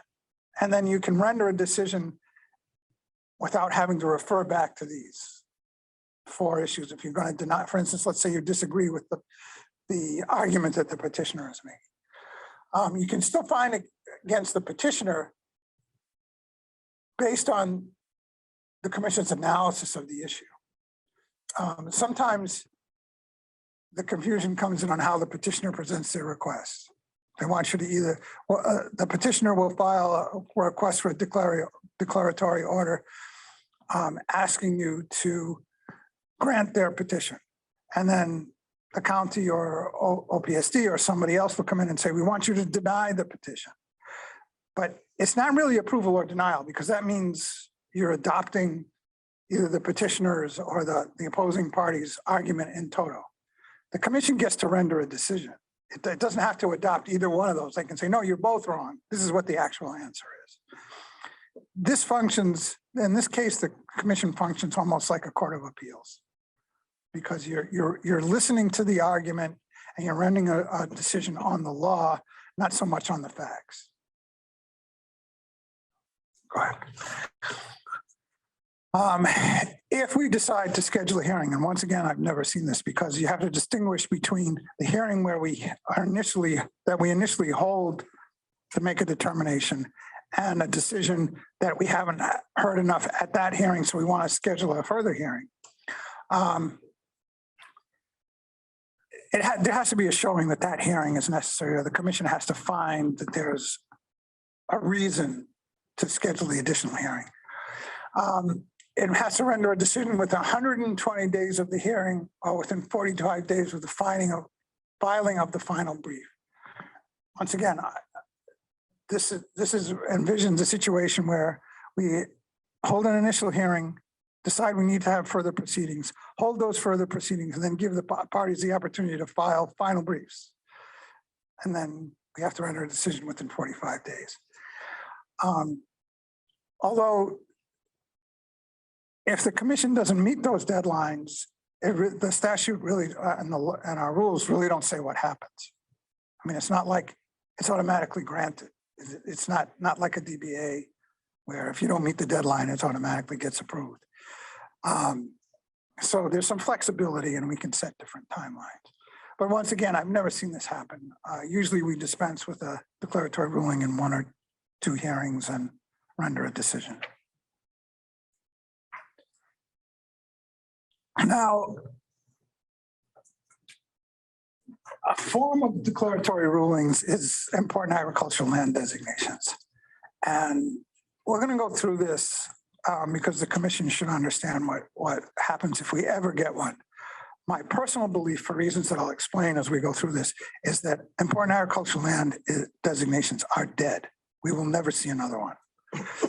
And I'll explain why as we get down in here a little bit. Okay, so it's a power of the LUC, which was originally intended. The legislature passed this law in order to meet Article 12. What article of the Constitution? I can't remember. The one that requires, 11, Section 3, that requires the state to preserve the most important agricultural lands in the state. So the legislature passed this law that is extremely convoluted. Nobody really understands and is inherently inconsistent, which is typical. But I mean, this is a real mess. This is much worse than others. As a matter of fact, when I went to floor vote, Ezra Canojo was the one who was leading the charge at the time, and he admitted on the floor that the bill was flawed, but they would fix it next year, which they never did. So we're stuck with it. I have to admit that I was the one who wrote the rules with regard to IAL. And when I wrote them, I did the best I possibly could to make sense out of them, because my personal opinion is that there are a couple of sections of it that are just illegal, that just won't work. And we'll go through that in a minute. But what it was originally intended to do was to identify the most important agricultural lands in the state and protect them for future generations. There's 2 ways you can move land into important agricultural land designation. One is a private landowner can move the LUC to have their lands designated IAL. The counties were also tasked with proposing a designation of all of the land within their jurisdiction, public and private, appropriate for IAL designation. There's a supposed incentive in there that allows a private landowner to request that a portion of the land that they're proposing for IAL be designated rural or urban, or they can take a tax credit for later urbanization of a percentage of the land. That clause that section is so problematic that it's actually never been tested. There's a lot of reasons for that. There are tax implications. That is, currently, that's really the only benefit to moving your land into IAL is that you get some tax breaks. But they're not big tax breaks, they're little tax breaks. And it's not enough of an incentive to have everybody jumping around trying to get their land into IAL. It does not add any enhanced protections with regard to uses unless a private landowner asks for a portion to be redesignated urban. Let's go on to the next slide. The legislature intended IAL just to be more almost as a planning tool, just to identify those areas of greatest value. So when the Land Use Commission, for instance, or the county planning departments were making a decision, they would know, they would have to balance the importance of that land against the other proposed use. It's not a new district, and land remains in the general agricultural district. The legislature specifically provided they're not DBA proceedings, but declaratory rulings. So technically, it's not an evidentiary hearing. Except under certain circumstances, designating, and I have to say that this, what I'm about to say right now, was one of the reasons that IAL came apart. When we originally viewed, and the counties originally viewed IAL as not really changing what can and can't be done on the land. Everything currently allowed in the agricultural district, either by statute or pursuant to special permit, is allowed on land designated IAL. There's no petition unless it was in conjunction with the request to designate. On later petitioning the LUC to redistrict the land from ag to any other designation, rural, urban, or even conservation. There's no restriction on that. Unfortunately, the way the statute was drafted, and I have to say this right now, is that instead of being silent on allowed uses in the agricultural district, it rewrote some of the sections in the of allowed uses in the agricultural district that have the same, in my opinion, have the same intent, but aren't worded exactly the same. And that led to a lot of the confusion that I'll get to in a few minutes. But you can go ahead. How can land be designated IL? We already talked about that. The county are tasked with developing maps that identify all the lands within their jurisdiction, public and private. The LUC can adopt the map designations. Private landowners can petition. The county is limited to, if the county undertakes an IAL designation, they're limited to designating no more than 50% of a landowner's property IAL. The 50% includes land the landowner may have already voluntarily designated IAL. So if you voluntarily designated 51% of your land, and then the county goes to designate, they can't include your land in that, even if it's absolutely the best land in the area. They can't. They're prohibited from it. Portions of TMKs can be designated IAL because it's not a redistricting. There are 8 criteria for IAL designation. The commission has to evaluate the petition in light of the criteria. If the petition is solely for IAL designation, in other words, there's not a reservation of a percentage for urban or rural classification, the land need not meet all 8 of the criteria. If the land meets any of the criteria, it must be given consideration for designation. The LUC is tasked with weighing the standards and criteria to determine whether the land meets the mandated purpose of the Constitution and the statute. So, sometimes that analysis amounts to something that says that, okay, so maybe this land is not LSB rated A or B, but there's a lot of activity going on the land, and agricultural activity. It's contiguous with other agricultural lands, and there's a lot of water going to it. One of the things about the criteria is that it's pretty clear that if there's no water going to the land, it's not appropriate for IAL designation. No way to farm it. Although Kawiki might tell me different. As far as I know, there's no way to farm land unless there's water going to it. Article 11, Section 3 of the Constitution set out up there. What this lands identified by the state as important agricultural lands needed to fulfill the purpose of the above shall not be reclassified by the state or rezoned by its political subdivision without meeting the standards and criteria established by the legislature and approved by a 2/3 vote of the body responsible for the reclassing or rezoning action. That's not, that refers mainly to that the 2/3 vote by the body responsible means that it has to be a supermajority of this entity. The prohibition on rezoning and reclassification has been interpreted by the Supreme Court to mean, and this is based on dicta in both the Ho'opili and Coal Ridge cases, that there's an elevated standard for reclassifying IAL lands.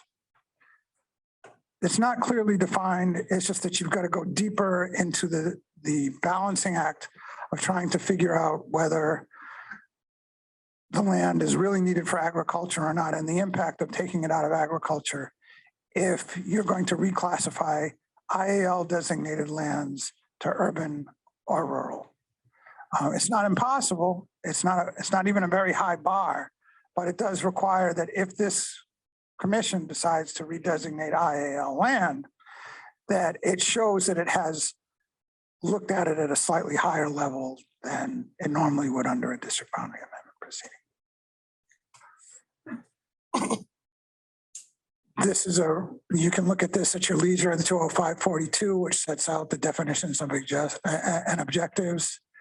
As you can see, it's to promote agricultural development, ensure agricultural viability, sustain growth of the agricultural industry, and long-term agricultural use and production of those productive agricultural lands. I can tell you that even the legislature doesn't know how to accomplish those things, but we're tasked with doing it. Yeah. If I can comment, wasn't with IAL, one of the challenges is if there was originally an intention that this statute was designed to preserve important agricultural lands, to support the constitutional mandate, but at the same, and encourage farmers to keep their land in agriculture. But it really was balanced against also providing them incentives, having the infrastructure, having tax incentives, having all of those incentives to create this environment to support sustainable ag. The challenges that we've had is that we don't have the state, the counties have not really adopted the incentives to create that kind of an environment to support or to support the intention of IAL. So we're floundering. Yeah, I was gonna get to that in a minute. One of the things, the difficulties we're having with IAL, and the reason that I think it's dead, is because there were two incentives, two categories of incentives for a private landowner to put their property into IAL. One of them was a lot of the large landowners in particular were very concerned that the county was going to designate portions of the land IAL that they wanted to preserve for maybe future development. Okay, so that initially there was a rush by some of the larger landowners to designate land IAL. The other incentive was what Don was just talking about. It was intended that the state and the counties put together packages of incentives, tax breaks, infrastructure development, things like that, to incentivize landowners to put their land into IAL. And at the beginning, there was actually a loan program that would, if your land was designated IAL, you could have access to some agricultural loans that were very low interest rates and on a relatively long term for infrastructure. That could have gone from fences to water to whatever. That expired. That no longer exists. So the only real incentive that's left for somebody to put their land into IAL on that category is the tax breaks, which, as I mentioned before, are not all that big. And because of the recent debacle that we've experienced with Union County of Honolulu's IAL designation and the screaming of potential lawsuits all around the periphery on that, I don't think that the counties are, although Maui says it's going to proceed, I don't think Oahu, for instance, is going to proceed with trying to designate IAL. And as a result, there's almost no reason for a private landowner to come in and voluntarily designate IAL. So if the private landowners aren't going to do it and the counties are going to walk away from it, who's going to do it? I mean, there's really no reason. There's really no reason. So until and when the law is fixed, in my opinion, I don't see a lot of IAL coming before us. I don't see any IAL coming before us. Anyway. This is part of what Don was just talking about, tax policies, land use plans, ordinances to promote the long-term viability of agriculture. We're supposed to be part of the program, but they didn't really happen. The standards of criteria are set out here. Once again, I think the most important one is number 5, land with sufficient quantities of water to support viable agricultural production. I think that all the other ones you can mix and match, but that one has to be there.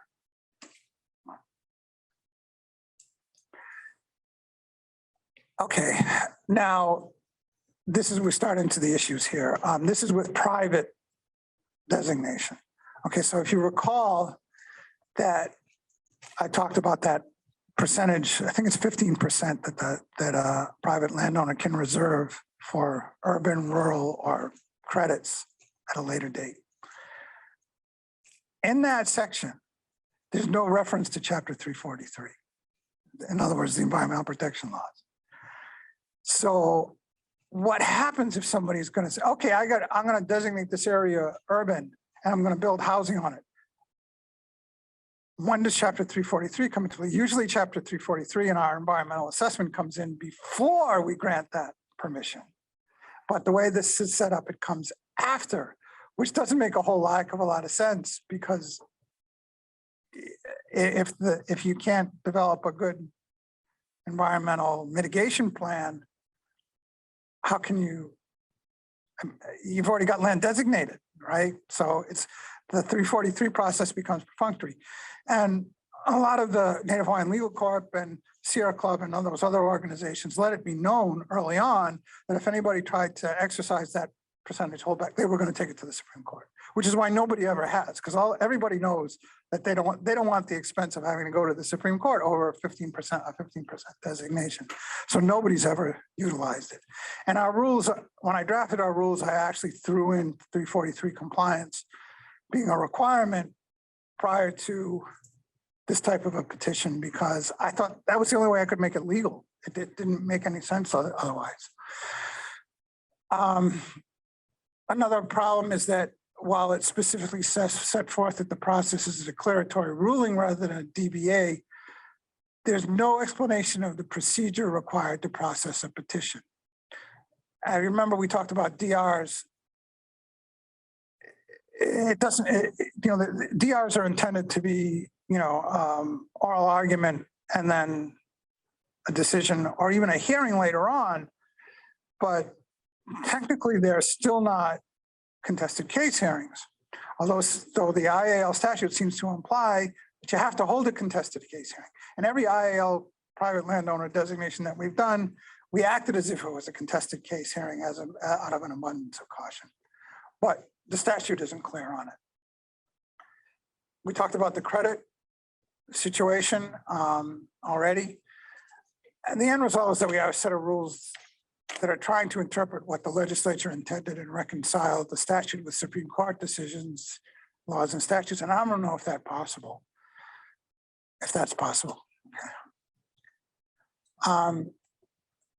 Okay, now we're into the county designation.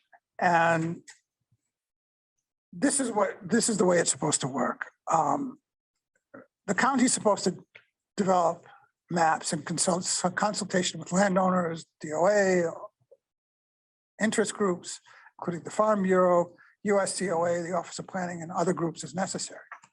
And then each county must, through its planning department, develop an inclusive process for public involvement.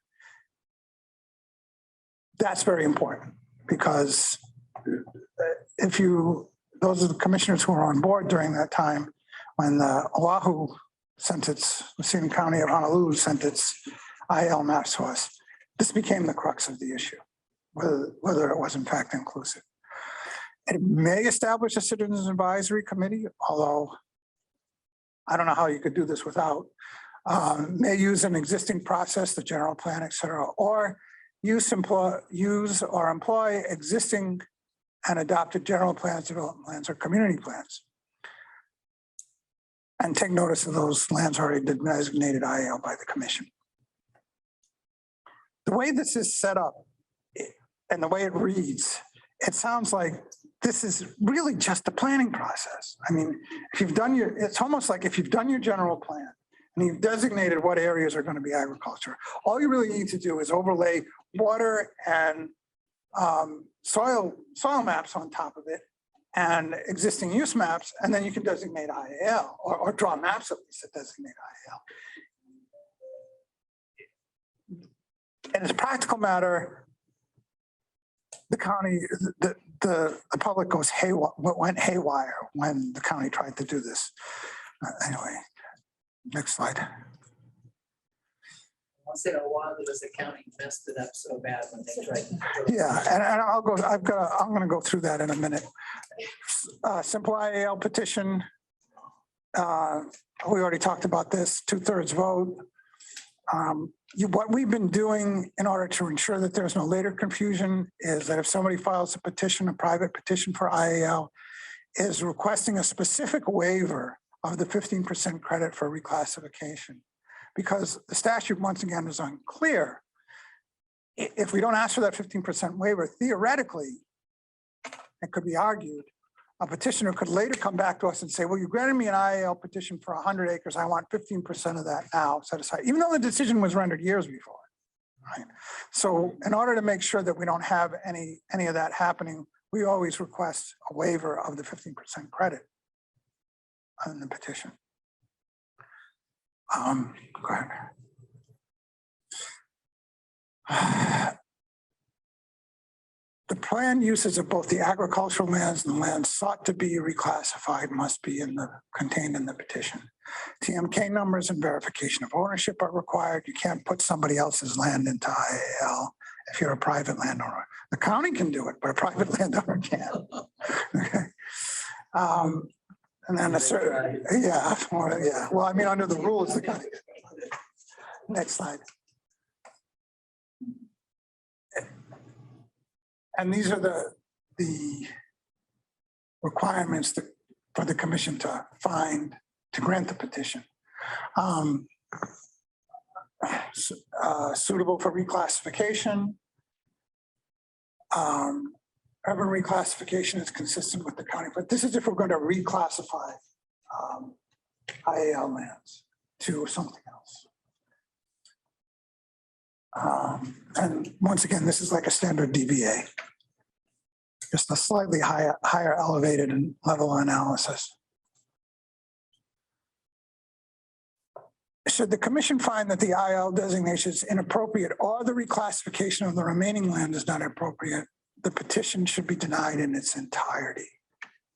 Yeah, so if somebody comes in, like I said, this has never happened. If somebody came in with a 15% request and we found that that 15% of land that they were going to designate as urban or rural, that designation was inappropriate because it's outside of the urban growth boundaries or whatever, then we can't just deny that portion of the petition. We have to deny the entire petition. Okay. I'm really not, we don't really need to go through this reservation of credits thing. Especially when no one's doing it. Yeah, it hasn't happened in 20 years, so we can move on from this one to. We can move on from this one. Okay, so IEL in general raises a ton of issues.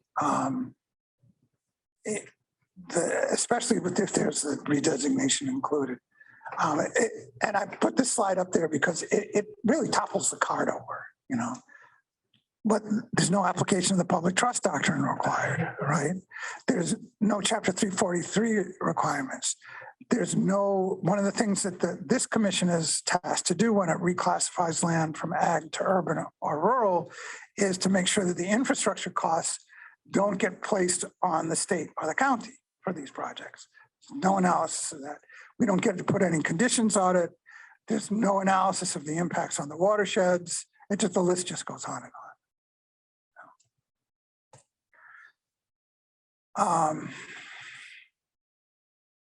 It's almost Rule 155124 is an attempt to resolve some of these issues.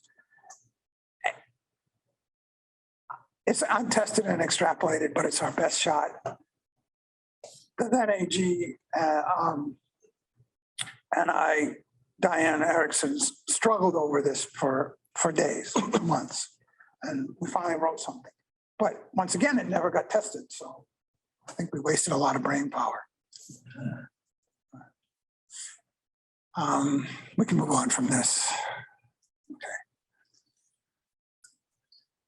Once again, you can still reclassify IAL land into urban, rural, or conservation as long as the land was designated IAL without that 15% reservation. If the land was designated IAL, and this is another reason why nobody wants this, in conjunction with the 15% reservation request, the legislature, by a 2/3 vote of both houses, must authorize the redesignation. Now, who in their right mind wants to do that? You know? I mean, you designate 15% of your land for urban. The rest of it remains in ag as IAL. And then the community grows up around it. Unless you get 2/3 of the legislature in both houses to agree, you can't redesignate that land urban. It's you know, it's not going to happen. Anyway.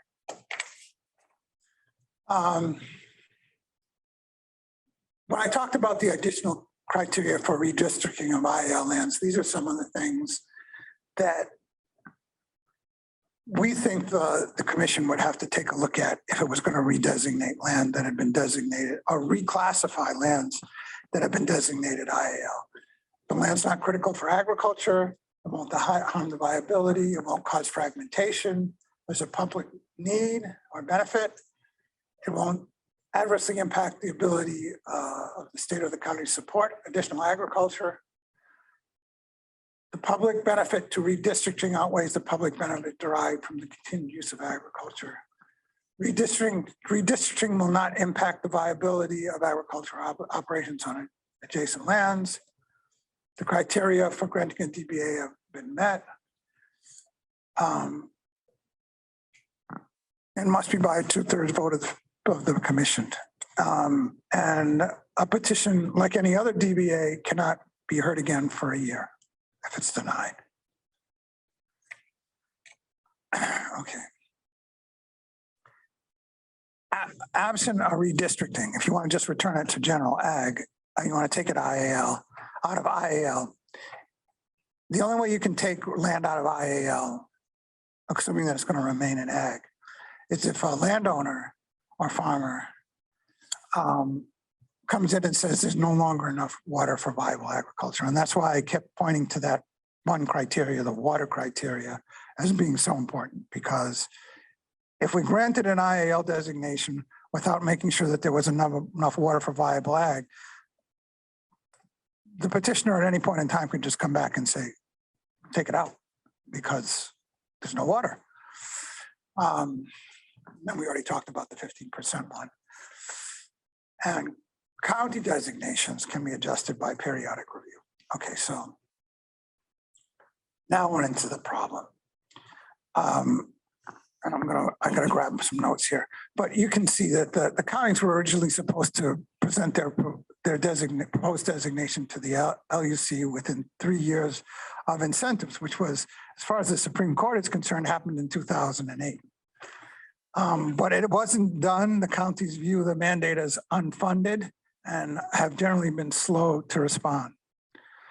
205-47 sets out the specific requirements that the counties must adhere to in developing its proposed designation. This process is extremely complex, as the city and county learned too much to its chagrin, and can be expensive. And this is basically a rundown of what they're supposed to do. The way it was supposed to work was the planning department was supposed to look at its maps and say, these are the areas that we think potentially could be designated IAL. Then it goes through that process that we talked about where there's supposed to be all of these different entities involved. There's nothing in the statute that requires notice to the landowners. Okay. But as we'll talk about in a minute, I don't see how they can get away without notifying the landowners, especially since it's been alleged that there's an issue with regard to due process and rights of use on the land.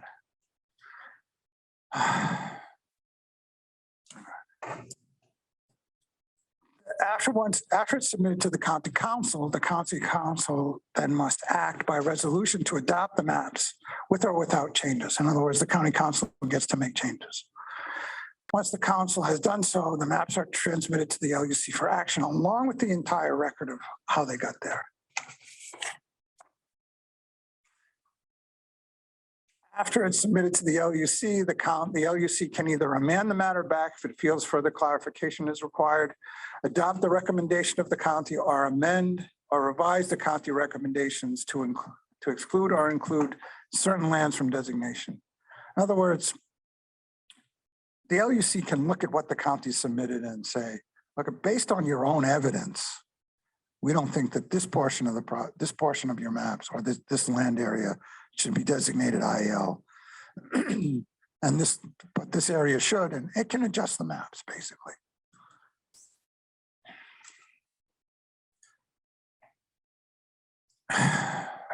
They have to be officially transmitted. The complete records of the proceedings have to be submitted. And the county also has to serve a copy on the state DOA and OPSD within 24 hours of filing. And the DOA and OP have 45 days to provide comments to the LUC. Okay. Before we get into this, let's talk a little bit about what happened with the city and county's designation. Okay. One of the things you should know is that Kauai County was actually the first county to make a run at doing a countywide designation. And they had actually been about 90% through their process when they stopped. And the reason that they stopped is that Kauai County had set a bar for how much acreage they wanted in IAL on the county. And what happened was that before they finished their process, the private landowners had all done their own designations that hit that acreage bar. So they said, okay, there's no reason for us to move forward. Which is unfortunate because I think Kauai's process was a lot more rigorous than what the city and county eventually did. The city and county of Honolulu, when their process got crossed up with implementation. First of all, it took over 7 years, which was a little excessive. And during that period of time, ownership of various pieces of property changed hands. It had been purchased by mainland owners. It had been subdivided, and they never updated their maps or their not their maps. They never updated their ownership list, and they never went back out to reach out to landowners again. It was extremely broad brush and swept up a lot of small parcels that hadn't really been an ag and were for all intents and purposes, either rural or even urban for generations. I mean, if you, those of you who were on the commission at the time recall, we had testimony from aunties and tutus and schools and, yeah, I mean, some of this land had not been in ag for so long. And it was a very broad brush kind of development of map development by the counties. And part of it was the county's fault. You know, that there was a disconnect between the people who were doing IAL and the part of the DPP that was granting subdivision applications and permitting, because they didn't talk to each other. And George knows how hard that is at the county, right? Getting those divisions at DPP to talk to each other. And so there was no coherent development of maps and the viability of certain land for agricultural purposes and so forth and so on. The community outreach effort was poor. I mean, from the county standpoint, I can see how they thought they'd done an adequate job because they sent letters to all the property owners, although it could be argued that they didn't send them to the right people. They sent letters to all the property owners telling them what they were doing and inviting them to meetings. There were two problems with that. Number one is, like most landowners, just threw the letter away. And some landowners said, well, this is not my responsibility, my community association's responsibility. And they figured the community association was going to handle it. And then other landowners never got them because they sent them to prior owners, or they sent them to one owner on a list of many for that TMK when the actual trust holder or corporate owner was on the mainland, and they never got that. They never got the notice. So there was a lot of complaining being done that they didn't know anything about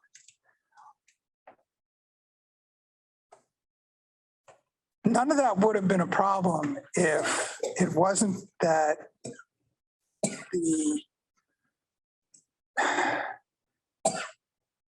there was an opinion rolling around that said that changing or having land designated IAL was going to change what you could do and couldn't do on your property. And it was very, by the time it rolled around the communities, it was very inflammatory. You know, people believed that they weren't going to be able, if they were living on their agricultural land, their children weren't going to be allowed to live on the land because they weren't working the farm. I mean, it got all out of hand. And whether they were right or wrong was never tested. Where we eventually ended up was that we decided that between the 7-year delay and the inability of the county to provide adequate notice to everybody. And I have to tell you that when we discovered the problem with notice, we spent a lot of money and 2 months of staff time trying to fix it. And even after we sent out the notice to all the landowners, we were still getting complaints. Which is the only way a lot of them even knew this was coming. Exactly. That was it. Some of them said this is the first time we've heard about it. Riley had to change his outgoing message on his phone because he was getting so many people calling him and complaining about the IAL thing that he had to change it to say, if this is about IAL, this is what you do. You know, I mean, it was crazy. It was absolutely crazy.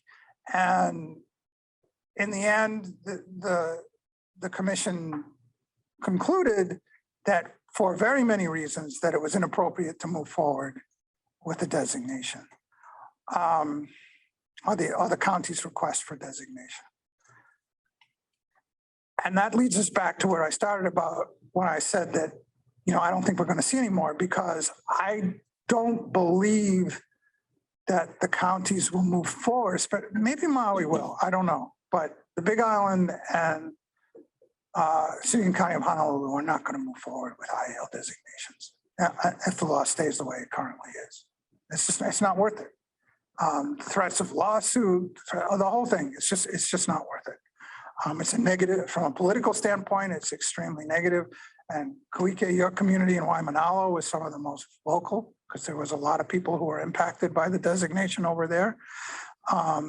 And I have a lot of friends who live over there. I was getting phone calls at home from people who knew me through my daughter or whatever, saying, "What are you doing?" And yeah. So my personal opinion is that IAL as it currently exists is probably dead. We will probably not see any more either private or county designations. The statute needs to be fixed. If the statute did what it was, I think what was originally intended by the legislature and simply set up a planning tool that had no impact on, that clearly had no impact on the ability of people to utilize their land, I don't think this would have been a problem. But the statute is confusing. So that's kind of where we left it. Some other issues associated with IAL. We recently had someone, the Keikaha Agricultural Association, try and bring a petition. Turns out they weren't farmers, they weren't landowners, and it was state land, and it probably wasn't appropriate for them to file, and they eventually withdrew their petition. We talked about the county IAL issues. Now we're moving on to other proceedings. Is this where I hand it over to you, Scott? Okay. Van, this is the chair. I got a quick question back on the declaratory rulings or as part of that. Is a declaratory ruling petition the right vehicle for a landowner to get a condition removed? I'm thinking in the case of Maui High School. No, absolutely not. To remove a condition, you have to come in and petition the commission to have a condition removed. It's a separate type of proceeding. It's not a declaratory ruling. So are you going to be talking about that in any more detail later, or is it just the petition comes and makes a motion and we got 45 days or what to deal with it? How's it work? Well, it falls under the general motions section, and it's similar to it. That's what I was just going to say. It's similar to a motion to amend the DNO.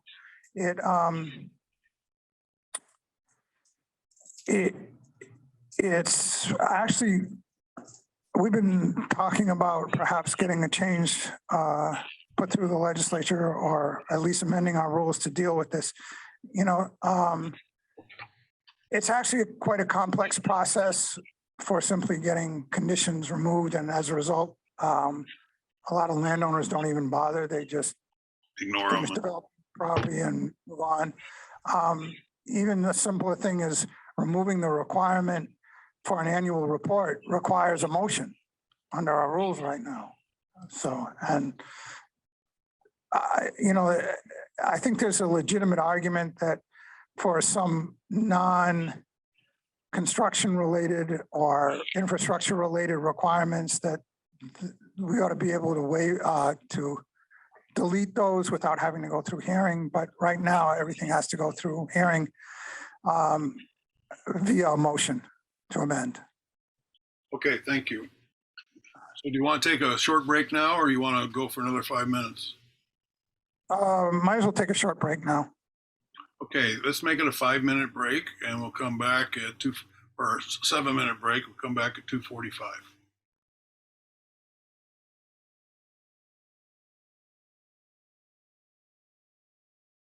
Okay, we are back on the record. Oh, we're on the record. Yes, we are. Not everyone knows my itinerary. I have to check with Ariana. She knows more about my travel plans than I do. Back on the record, Dan. Yeah, I'm gonna be presenting now. This is Scott again. I'm gonna be talking about other types of proceedings that we're involved in. There were some questions about the EIS, EA approval process, where the LUC is the accepting authority.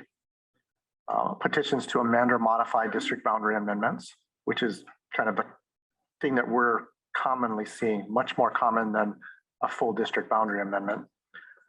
Motions for order to show cause, and a unicorn type proceeding that we've all of a sudden had about 3 of them recently.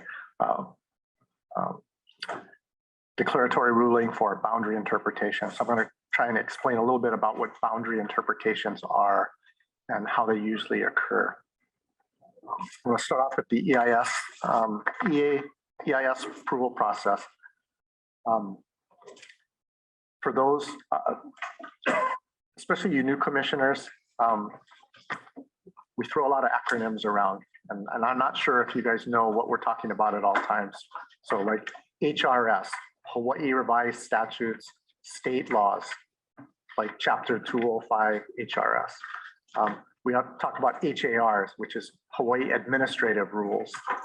Our Land Use Commission's administrative rules are Chapter 15-15. We often refer to those. In this case, EIS, environmental assessment, which is a kind of a mini or environmental impact statement light. And then there's the EIS, which is the environmental impact statement.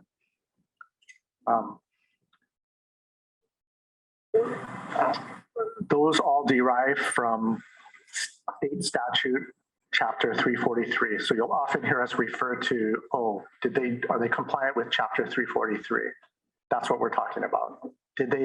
Have they had to do an EIS or an EA? So chapter 343 lays out all the standards of when you have to do an EA versus when you have to do an EIS, and who decides that. Hawaii Administrative Rules, chapter 11-200.1, I believe, is the rules that govern EAs and EISs. And in our staff reports, we'll often be referring to sections of the statute and the rules, which part of, if the LUC is the accepting authority for making a determination, you guys have to review, and that's part of your decision-making process. Part of what's important to understand about the EA-EIS approval process, especially with the Land Use Commission, if the commission is the accepting or approving authority, it's not the same as approving the petition and the project itself. What you're doing is you're saying, based on the criteria in chapter 343 and the administrative rules, that the EA or EIS has followed and complied with those. They've identified all the potential impacts, the potential mitigation measures that would need to be done to address those impacts. It's a compliant, not a compliance document. What's the word I'm looking for? Is it a disclosure? Thank you. Disclosure.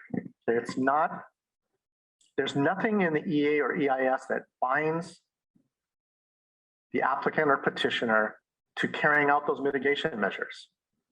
Those things happen later on during permitting, like the district boundary amendment process or a special permit where you attach conditions.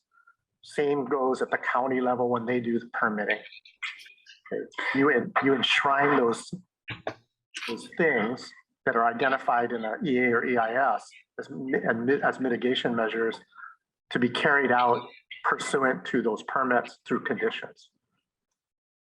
But again, it's worth repeating. Approving an EA or an EIS is not project approval. That still has to happen.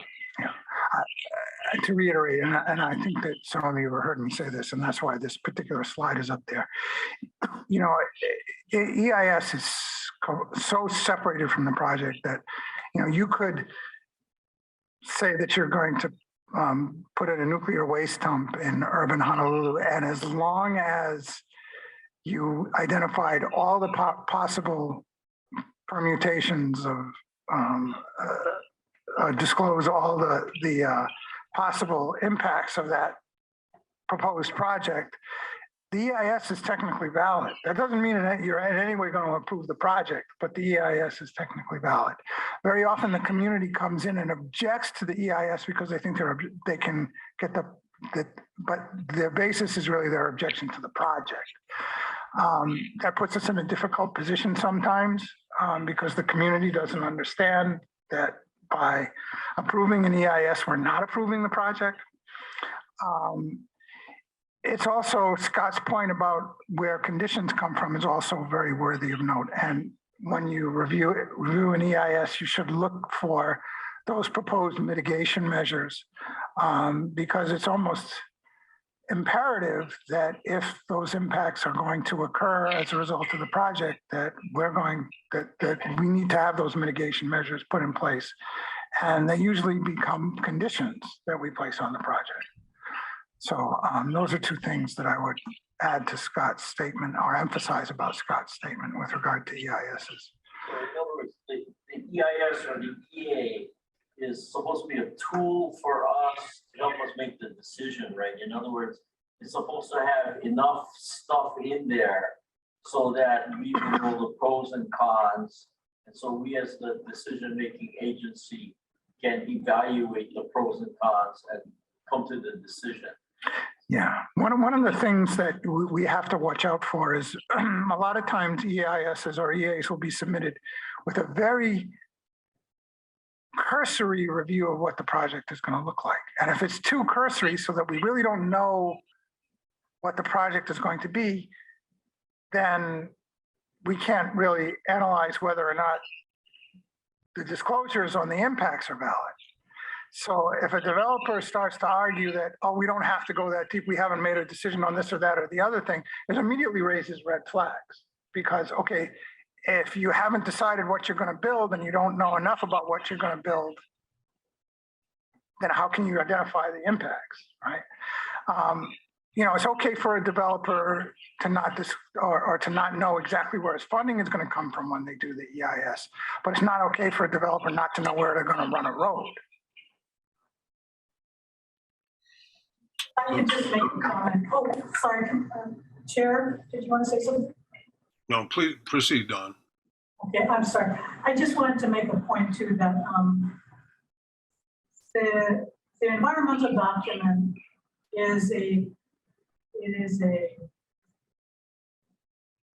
it also helps to determine whether the application is complete. And that's a really important step that they go through. And for me as a commissioner, it is extremely important document as it helps to provide the factual basis upon which we can make conditions.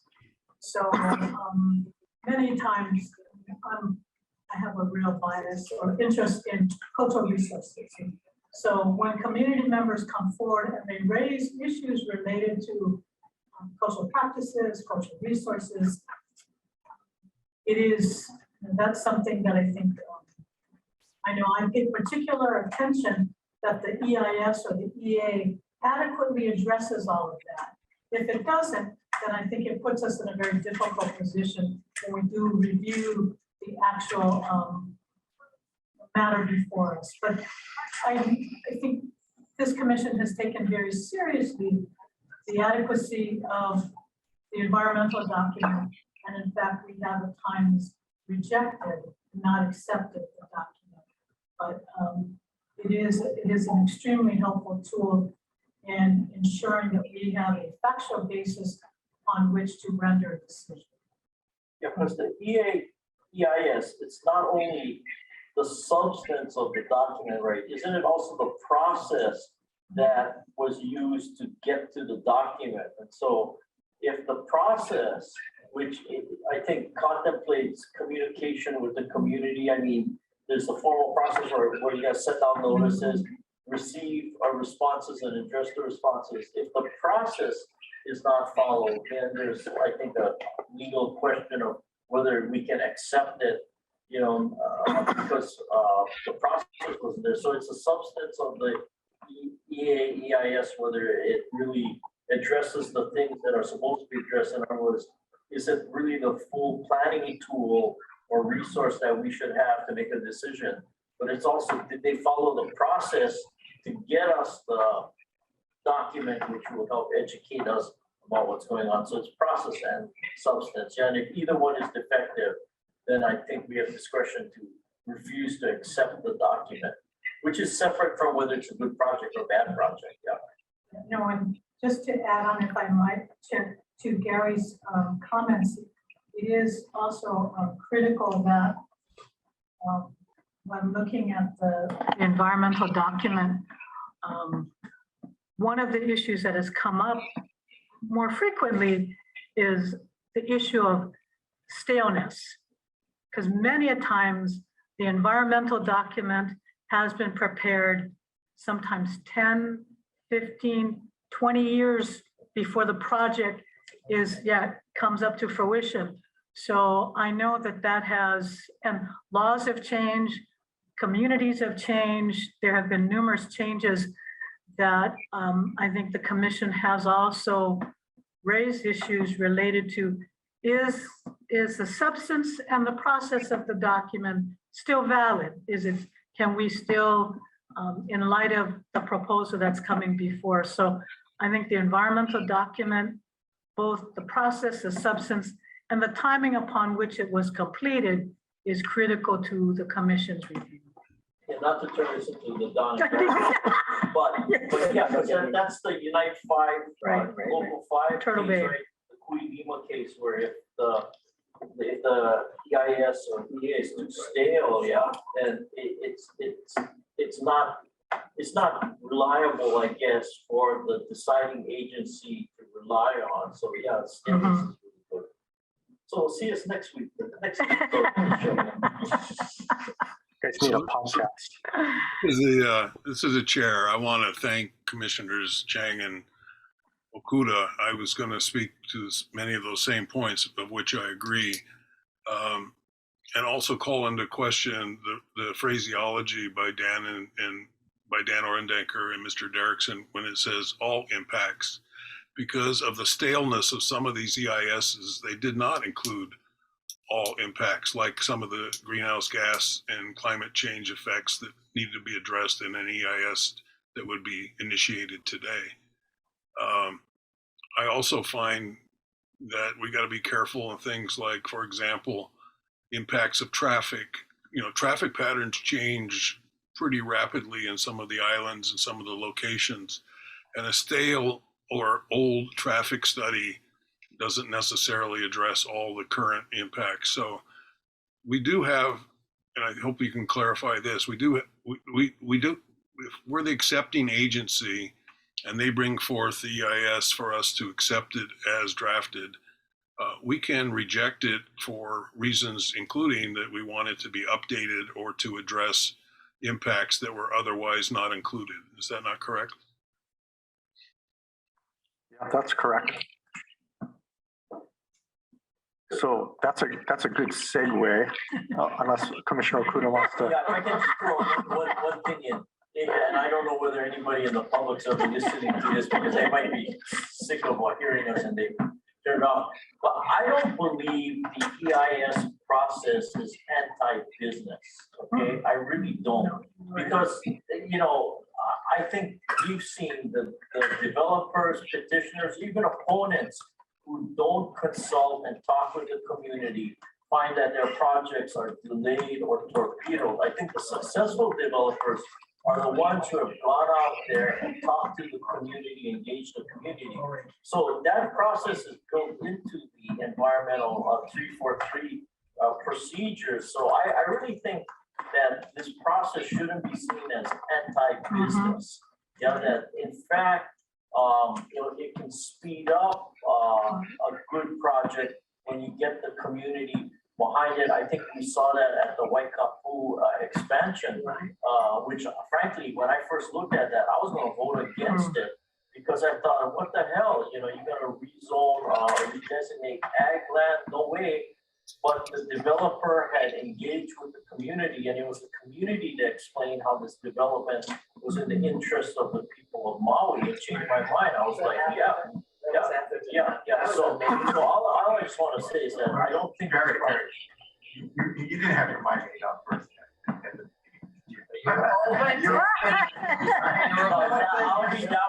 One at a time, please, one at a time. I think I had concerns. I was with the evidence, which I did. But all I want to, again, what I say is that I don't think it's automatically that we should view these processes as anti-business. Okay, thank you. Commissioner Ohigashi, did you want to say anything? No, nothing. This is the chair. I just want to acknowledge that I notice a person of a public person has raised their hand for comment. We will be taking we will make time for additional public comment in these proceedings before they end, but we're not going to do it right now in the middle of this presentation. So, but we will schedule that. It probably will occur at some point when we resume tomorrow. So just want to say we're not going to call on for general public testimony at this time.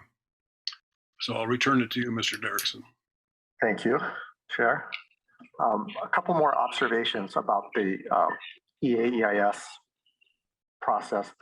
One is that the LUC, we're not always the accepting authority. We, at times, will get a petition for a district boundary amendment where the EA or EIS has been done prior, sometimes by a county. And that's normally what'll happen if we get a 201H project that's coming out of the county's housing agency, or even the HHFDC from the state housing with a partner, with a private partner. But there are other cases like Department of Education. If they're doing a school, they may do their own EAEIS and be the accepting authority, or the governor will be the accepting authority technically. We have a project that hasn't come to us yet, but it's working its way up. And I believe the governor's office is the accepting authority, but it's for a project out in Mililani Tech Park area. So we're not always the accepting authority. So sometimes we are dealing with whatever that accepting authority has deemed sufficient. The other thing is Chapter 343 is not always triggered for a project. The district boundary, I said this in the beginning, the district boundary amendment process isn't a trigger for the Chapter 343 review. There are other specific triggers that usually happen, like that there's state or county funding involved. There are state or county lands involved. And state and county lands can be involved if the project has to hook up to a state or county roadway, or sometimes the drainage infrastructure. So, or sewer or water. So there's a lot of different things that might trigger Chapter 343, but the DBA doesn't trigger it. Special permit doesn't trigger it. So that's something to keep in mind. And sometimes when we're dealing with motions to amend conditions, from an existing old district boundary amendment, those actions, those changes that they want to make can trigger Chapter 343. And sometimes we are an accepting authority prior to that motion being able to move through us. Special permits also can trigger, and those will be handled at the county level. And that's an example of where the EA or EIS might be accepted at the county level, and we'll get that as part of that record that comes up to us. Okay. Okay, motions to amend or modify the DBA. Historically, I said, we've done over 800 district boundary amendments since the early days in the 60s. So it's only natural that some of those projects have changed circumstances. Could be economic, could be the ownership, could be a lot of different things. Could be requirements from federal government, state with respect to infrastructure, all kinds of different things. So we're seeing these petitions to amend or modify district boundary amendments, pretty common now. They kind of amount to a reapproval of the project, but with some changed circumstances. Most of the time, these are modifications of conditions. Sometimes it's to extend the time to perform because a petitioner, an initial district boundary amendment said, we'll do everything within 10 years. And 10 years have come and gone, and because of changes, they're not going to be able to comply with that 10-year time frame. They come in, they ask for a motion to extend the time. There's also, they come in to release conditions because they're providing us with evidence that, hey, we've met this condition, we've done it already. We built the affordable housing. We put in the road. We dedicated the school site. So evidence-based, we can release conditions. When they come in for a motion to amend, it kind of opens up that project again.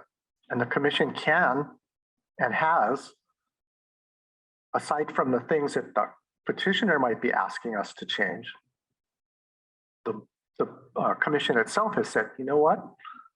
We think in order for this to happen and for us to approve you with these things, we need some new conditions, or we need changes to existing conditions that maybe the petitioner is not asking for. What does it require when they bring in a motion? They got to show us good cause. Why? Why should the commission overturn or change decisions that have been made by a prior commission? So we got to show good cause. Oftentimes they're talking about changed economic conditions or new ownership. The project that was conceived under the old owner doesn't work out economically, or they want to go in a different direction. So they're coming in to ask for changes. A lot of times it's to change the time of performance. Okay, I'm blanking. Aside from good cause, the petitioner, when they come in for a motion to change things, they've got the preponderance of evidence. They've got to prove to you guys that this is in the public's benefit, not just in the private benefit for making these changes. It's got to be some balance. Couple things to add to that is motion. We've been treating motions to amend or modify district boundary amendments as contested case hearings. Technically it's a motion, but since basically what you're at a lot of times the petitioner, unless it's just a motion for extension of time, if the petitioner is making substantive changes to the project proposal, you're basically looking at almost a new DBA. So they need to tell us exactly what they're going to be proposing to build and what they're going to do, what the timeline is, what the impacts are. If they haven't done a new EIS, why they haven't done a new EIS and why they don't feel it's right. So those are pretty much treated as contested case hearings. Some motions to amend or petitions to amend are simply to amend to extend time, and those are usually just handled as a motion because they're not asking us to change the project at that time. They're just giving us, up until recently, a lot of the motions to amend to change the timeframes were revolved around the recession. And, we couldn't get funding during that period and it slowed us down and blah, blah, blah. So we don't really go into contested case hearing for those. But motions to amend can be just as lengthy as a district boundary amendment process. Are you done, Scott? With motions? I'm done with motions. I was going to do order to show cause, but I think this is a good place to stop because I think we're going to have a lot of discussion on orders to show cause, right? I know we're about 15 minutes early, then we could go until 3:30, but we can pick up motions for order to show cause tomorrow. And I think that we'll have sufficient time. I wouldn't want to shorten the discussion on that because it gets complex. Mr. Chair, if that's okay, we can. We can recess at this point. Recess and pick up the agenda tomorrow. And you'll have plenty of time to conclude your presentations within the allotted time tomorrow. Well, as long as I don't talk too much. Was there anything short we could hit while we're here? Because I'm gonna have to miss some of it. Like about the prunes or something. Probably to administrative matters. Those are really fast. Those are really good. And I want to compliment everybody that worked on this. This is really, I read it last night in my color. I was gonna print it, but I was too cheap to do that. So anyway, but it's really, really a good document. I think we have plenty of time to get through everything tomorrow. Absolutely. Yep. Well, we'll get there. Our goal is, okay, tomorrow, You guys shut up. or we hope shut up. that we will have completed the Land Use Commission staff's presentation by 11 o'clock. And then we'll hear from OPSD. And then after lunch, we'll hear from the Sustainability Coordinator. So in the event that we have public, wants to have more public testimony, would you recommend that we have that at the conclusion of your presentation or after OP's presentation? I believe that at the end of our presentation would suffice. Okay, so let me advise the general public that may want to provide this commission further testimony that at approximately 11 a.m. tomorrow, we'll open the window for that purpose, and it will be subject to the presentations that you've heard today on training that have been made by staff to the commission. With that, I want to thank all of you, commissioners, LUC staff, and our executive director, Mr. Rundanker. This concludes day one of the LUC commissioner training. The commission will recess and resume tomorrow in the same meeting room. So I have in my notes that that's scheduled at 9:15, not at 9 a.m. Is that correct? Yes. That is correct. Okay, so we will reconvene following the overnight recess at 9:15 a.m. tomorrow morning. So thank you all. We are adjourned for today.